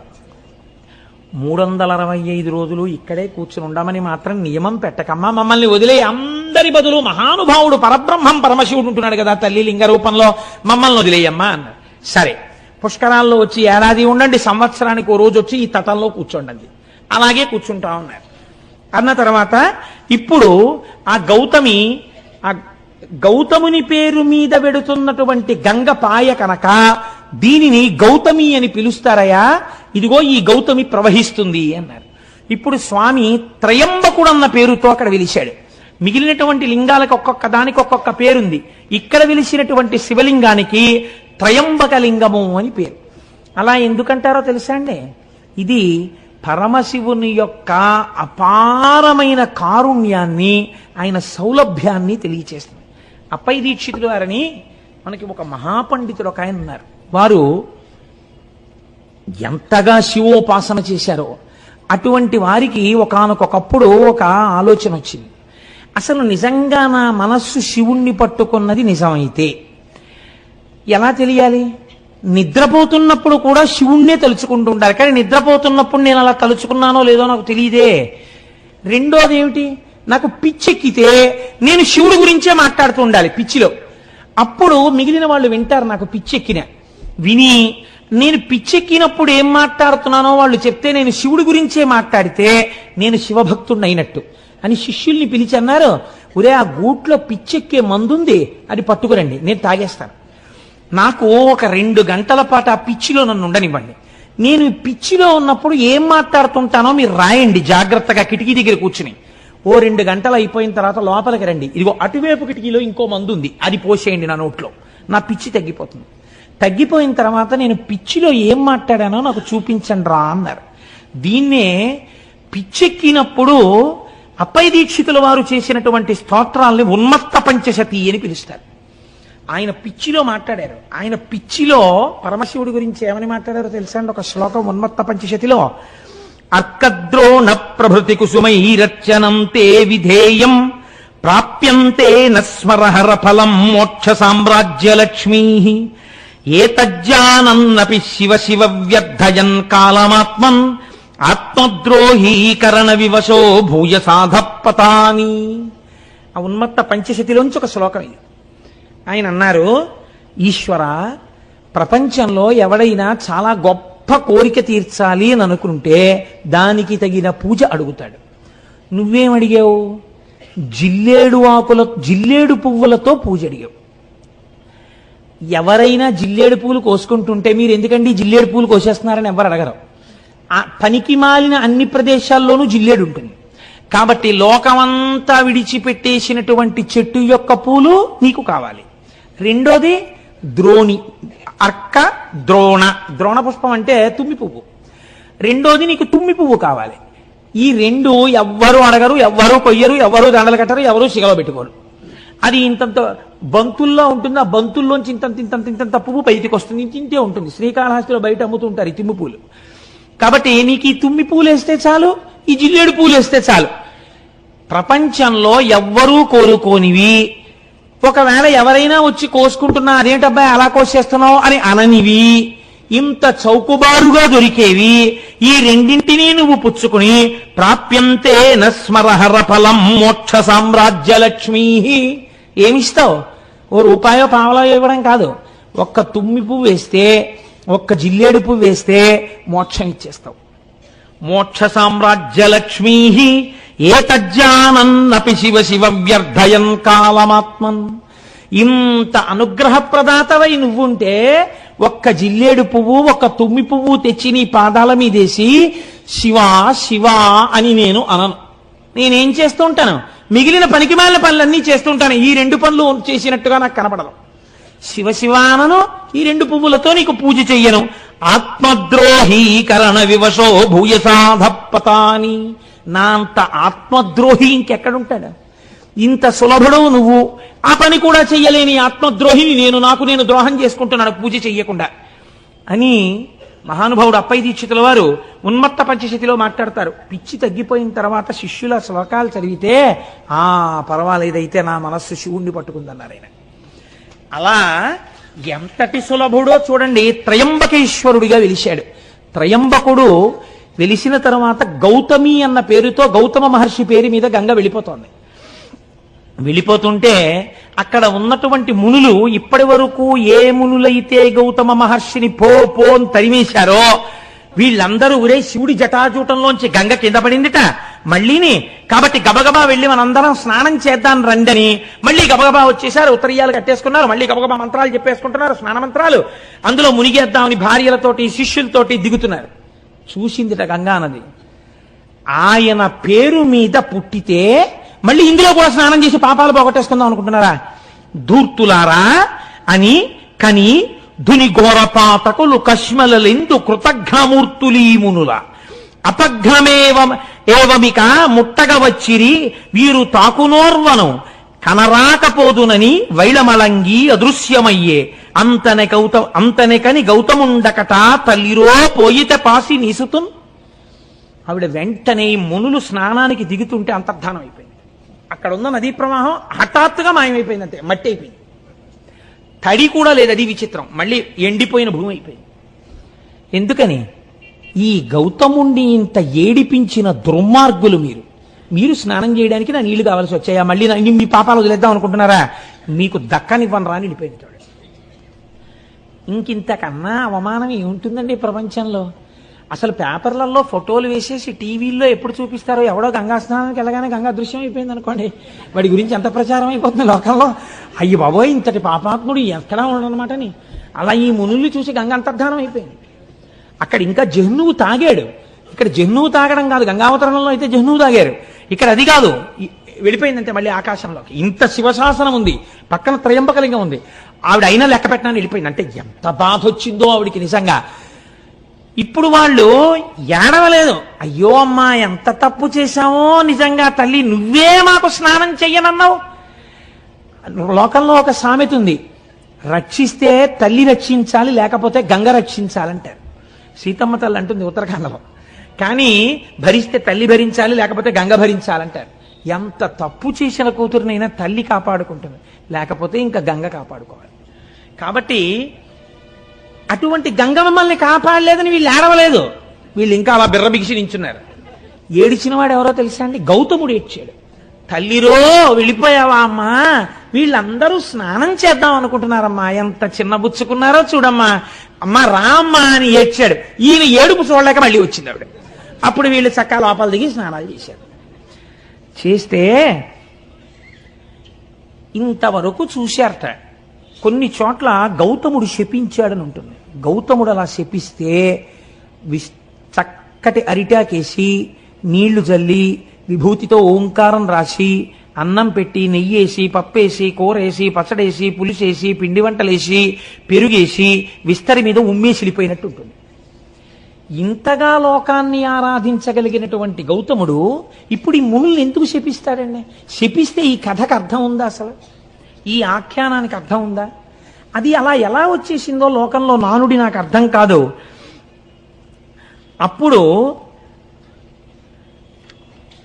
ఒక్క మాట మాత్రం చెప్తారు, మునులరించినట్టి యఘమున్ సకలమ్ము నిరింగి మట్టుమీరినవడి గౌతమార్యుడును మరిన్మరి వారణ సేయుచుండినన్ గనలచు అమ్మునిప్రువుల కన్గొని ఇట్లది శాపమిచ్చిరీరును భవదీయ వంశులు విరోధులు కాగలరీశ్వర భక్తికిన్. గౌతముడు శపించలేదు. తమ గురువుగారు ఇంత చేసినా సరే, గంగా స్నానాన్ని మళ్ళీ ఏర్పాటు చేసినా సరే, స్నానం చేసి వచ్చి క్షమార్పణ చెప్పి ఆయన కాళ్ళు పట్టని మునులను చూసి గౌతమ శిష్యులు శపించారు. ఏమని శపించారు? మీకు శివభక్తి లేకుండుగాక అని శపించారు. మీకు నేను నిన్నటి రోజున ఒక మాట చెప్పా. ప్రపంచంలో ఐశ్వర్యమును పాడు చెయ్యడానికి గొప్ప శాపం ఏమిటో తెలుసా అండి? నీ ఇంట జిల్లేడు మొక్క పుట్ట. జిల్లేడు మొక్కలు ఇంట్లో పుట్టాయంటే ఆ ఇల్లు ఇంకా నివాసయోగ్యం కాకుండా పాడుపడిపోవడానికి సిద్ధపడిపోతుందని. నీ ఇంట జిల్లేడు మొక్క పుట్ట అంటే భయంకరమైన శాపం భౌతికమైన ఐశ్వర్యానికి. నీకు శివభక్తి లేకుండుగాక అంటే అంతటి దయాళువైనటువంటి శివుడి మీద భక్తి లేనటువంటి స్థితి ఏర్పడడం అంటే ఇంకా అది మనుష్య జన్మ ఎత్తి కూడా ఉద్ధరణ వేపుకి అడుగులు వేయలేనటువంటి వైక్లభ్యానికి గురైపోవడం. కాబట్టి ఆత్మోన్నతిని పాడు చెయ్యాలంటే నీకు శివభక్తి కలగకుండుగాక అని శపిస్తారు. భౌతికమైన ఐశ్వర్యాన్ని పాడు చేయాలనుకుంటే నీ ఇంట జిల్లేడు మొక్క పుట్ట అని శపిస్తారు. కాబట్టి ఇప్పుడు గౌతమ శిష్యులు ఏమని శపించారంటే మీకు శివభక్తి కలగకుండుగాక అని శపించారు. వాళ్ళ నాటి నుంచి జడులై తమ జీవితాల్ని పాడు చేసుకుని తిరిగారు. ఆనాడు వెలిసినటువంటి త్రయంబకలింగమే మనం ఈనాడు వెడితే మహారాష్ట్రలో త్రయంబకేశ్వరుడు అని త్రయంబకం గౌతమీ తటే అని ఆ గౌతమీ తటి ఒడ్డునే మనం చూస్తున్నాం. కానీ మీరు ఒక్కటి ఆలోచించండి. నేను మిమ్మల్ని ఒక యథార్థమైన ప్రశ్న వేస్తాను. నిజంగా మనం త్రయంబకేశ్వరుడి గుడిలోకి వెళ్ళినా, గోదావరి ఒడ్డున నించున్నా, ఇంత కష్టపడి ప్రయాణం చేసి కాటేసి తీసుకుని స్నానం చేసి గుళ్ళోకి వెళ్ళి పెద్ద క్యూలో నించుని తీరా అక్కడికి వెళ్ళేటప్పటికి జరుగని ఏదో దర్శనం చేసుకుని సంతోషంతో బయటికి వచ్చి గోదావరి ఒడ్డున నించున్నా, మీరు గౌతముడి గురించి ఇంత ప్రశాంతంగా ఇంత ఆనందంగా మీ మనస్సులు నిలబడతాయా? నిలబడవు. నిజంగా అసలు త్రయంబక దర్శనం అంటే ఏమిటో తెలుసా అండి? ఇప్పుడు ఇక్కడ ఈ సభలో మీరు చేసిన దర్శనమే మీరు గౌతమీ తటి యందు త్రయంబక దర్శనం చేశారు. ఇప్పుడు నిజంగా మహామునిని మీరు శ్లాఘించినట్టు మనస్సుతో దీని వలన ఈశ్వరానుగ్రహానికి మీరు లోనవుతారు. ఇప్పుడు ఏమైంది? ఆయన త్రయంబకుడు. త్రయంబకుడు అంటే మూడు కన్నులున్నవాడు. మూడు కన్నులున్నవాడు సమస్త దేవతా స్వరూపములయందు మహాదేవుడు ఒక్కడే. మనకి ఓం త్రయంబకం యజామహే సుగంధిం పుష్టివర్ధనం ఉర్వారుకమివ బంధనాన్ మృత్యోర్ముక్షీయమామృతాత్ అని మృత్యుంజయ మహామంత్రం. మూడు కన్నులు ఉండడం అంటే మీరు ఒకటి బాగా జ్ఞాపకం పెట్టుకోండి. కాలహర కామహర ఈ రెండు దాని యందు ఉన్నాయని. మనం పుట్టడానికి కారణమేమి? తల్లిదండ్రుల యొక్క కామము మన యొక్క జననమునకు హేతువు. మళ్ళీ మన శరీరం పడిపోవడానికి కారణమేమి? కాలము కారణము. కొంతకాలం వచ్చిన తర్వాత డేట్ ఆఫ్ డెత్ ఉంది కదండి. కాలము వలన పడిపోతారు, కామము వలన మళ్ళీ ఉపాధి తీసుకుంటారు. కామమును కాలమును రెండింటినీ హరించగలిగిన వాడంటే మీకు మళ్ళీ ఇంకొకసారి అమ్మ కడుపులో పుట్టవలసిన అవసరము లేకుండా చెయ్యగలిగిన వాడు, వాడు మూడు కన్నులు ఉన్నవాడు. అందుకే మనం త్రయంబకలింగాన్ని శివలింగాన్ని ఆరాధన చేస్తే ఒక మాట చెప్తాం, త్రిదలం త్రిగుణాకారం త్రినేత్రం త్రియాయుషం అంటాం. త్రియాయుషం అంటే ఏమిటో తెలుసా అండి? మూడు ఆయుర్దాయములను చూసేటట్టు చేస్తాడు. ఈ మాట చెప్పి మారేడుదలం వేస్తే త్రిజన్మ పాప సంహారం ఏకబిల్వం శివార్పణం అంటాం. ఇది త్రియాయుషం అంటే వార్ధక్యంలో ఒక ఆయన వచ్చేసాడు అనుకోండి. వార్ధక్యంలోకి అంటే ఆయన ఏం చూసేశాడు? బాల్యము, యవ్వనము, కౌమారము 3 చూశాడా లేదా? చూస్తే కదా ఇప్పుడు వార్ధక్యంలో ఉన్నాడు. ఒక ఆయన అసలు వార్ధక్యంలోకి వెళ్ళలేదనుకోండి, వెళ్లకుండానే వెళ్ళిపోయాడంటే అర్థం ఏమిటి? ఆయన పూర్ణాయుర్దాయాన్ని పొందలేదు. 4వ ఆయుర్దాయంలో నించున్నాడంటే మిగిలిన 3 ఆయుర్దాయాల్ని చూశాడు. మిగిలిన 3 ఆయుర్దాలు చూసేటట్టుగా చేస్తాట ఒక్క మారేడు దళం శివలింగం మీద వేస్తే వాడు త్రయంబకుడు. వాడు త్రిదళం త్రిగుణాకారం. అది కూడా ఎలా చేస్తాడు? త్రిగుణాతీతుణ్ణి చేస్తట. ఆ ఆయుర్దాయము ఈశ్వరోపాసనగా మార్పిస్తట. మార్పించి ఏ పాపము మీకు అడ్డొస్తోందో ఈశ్వరుణ్ణి చేరకుండా దాన్ని తీసేస్తట. ఇదంతా దేనికి? ఒక్క మారేడు దళానికి. అంత సులభుడై ఉంటాడు. 3 కన్నులతో ఉంటాడు. ఈ 2 కన్నులు సూర్యచంద్రుడు. ఇది అగ్నిహోత్రం. సూర్యచంద్రుడు కాలమునకు గుర్తు. సూర్యుడు పగలుంటాడు, కాలం నడుస్తుంది. చంద్రుడు రాత్రుంటాడు, కాలం నడుస్తుంది. కాలము మిమ్మల్ని శోషింపచేసి పడగొడుతుంది. ఇది అగ్నిహోత్రము. కామాన్ని దహిస్తుంది. అందుకే మన్మధుణ్ణి దహించాడు. ఇది కామహర, ఇవి కాలహర. అంటే మళ్ళీ పుట్టవలసిన అవసరం ఉండదు, మళ్ళీ కాలములో పడిపోవలసిన అవసరం ఉండదు. అటువంటి స్థితిని మీకు ఇయ్యగలిగినటువంటి వాడు, ఇది ఇయ్యగలిగిన వాడు మీ కోరికలు తీర్చడం పెద్ద లెక్క. ఏదైనా తీర్చగలడు. కాబట్టి ఇప్పుడు గౌతమీ తటి యందు వెలిసినటువంటి త్రయంబక లింగం అంత గొప్ప లింగం. ఆ త్రయంబకుణ్ణి ఒక్కసారి చూసి ఒక్క నమస్కారం చేస్తే 3 కన్నులున్నవాడా మహాదేవా అని నమస్కరిస్తే చాలు, మీకింత ఫలితాన్ని ఇచ్చేస్తాడు.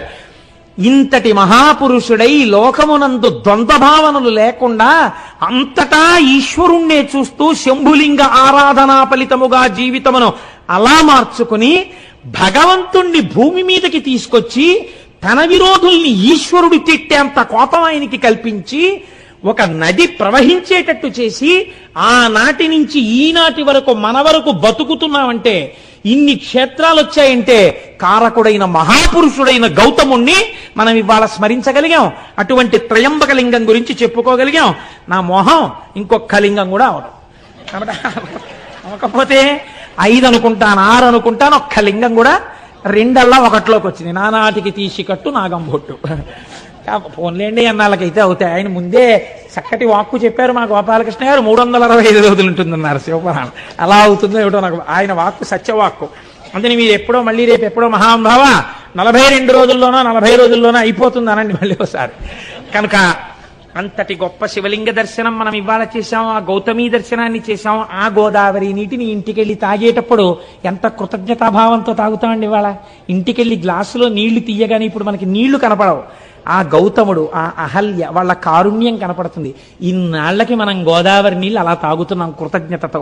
అటువంటి బుద్ధి మనకిచ్చిన ఆ త్రయంబక లింగానికి వీరొక్కసారి కైమోడ్చి నమస్కరిస్తూ రేపటి రోజు కాశీ, అద్భుతమైనటువంటి వారణాసి క్షేత్రానికి వెళ్ళి ఎన్ని వారణాసిలో చూడవలసి ఉంటుందో దాని వైభవం ఏమిటో రేపటి రోజున విజ్ఞాపన చేస్తాను. మంగళాశాసనపరైః పదాచార్య పురోగమైః సర్వైశ్చ పూర్వైరాచార్యైః సత్కృతాయాస్తు మంగళం. మంగళం కోసలేంద్రాయ మహనీయ గుణాత్మనే చక్రవర్తి తనూజాయ సర్వభౌమాయ మంగళం. భూమాకాంతాయ కాంతాయ కామితార్థప్రదాయినే శ్రీగిరీశాయ దేవాయ మలినాథాయ మంగళం. సర్వం శ్రీ ఉమామహేశ్వర పరబ్రహ్మార్పణమస్తు. స్వస్తి.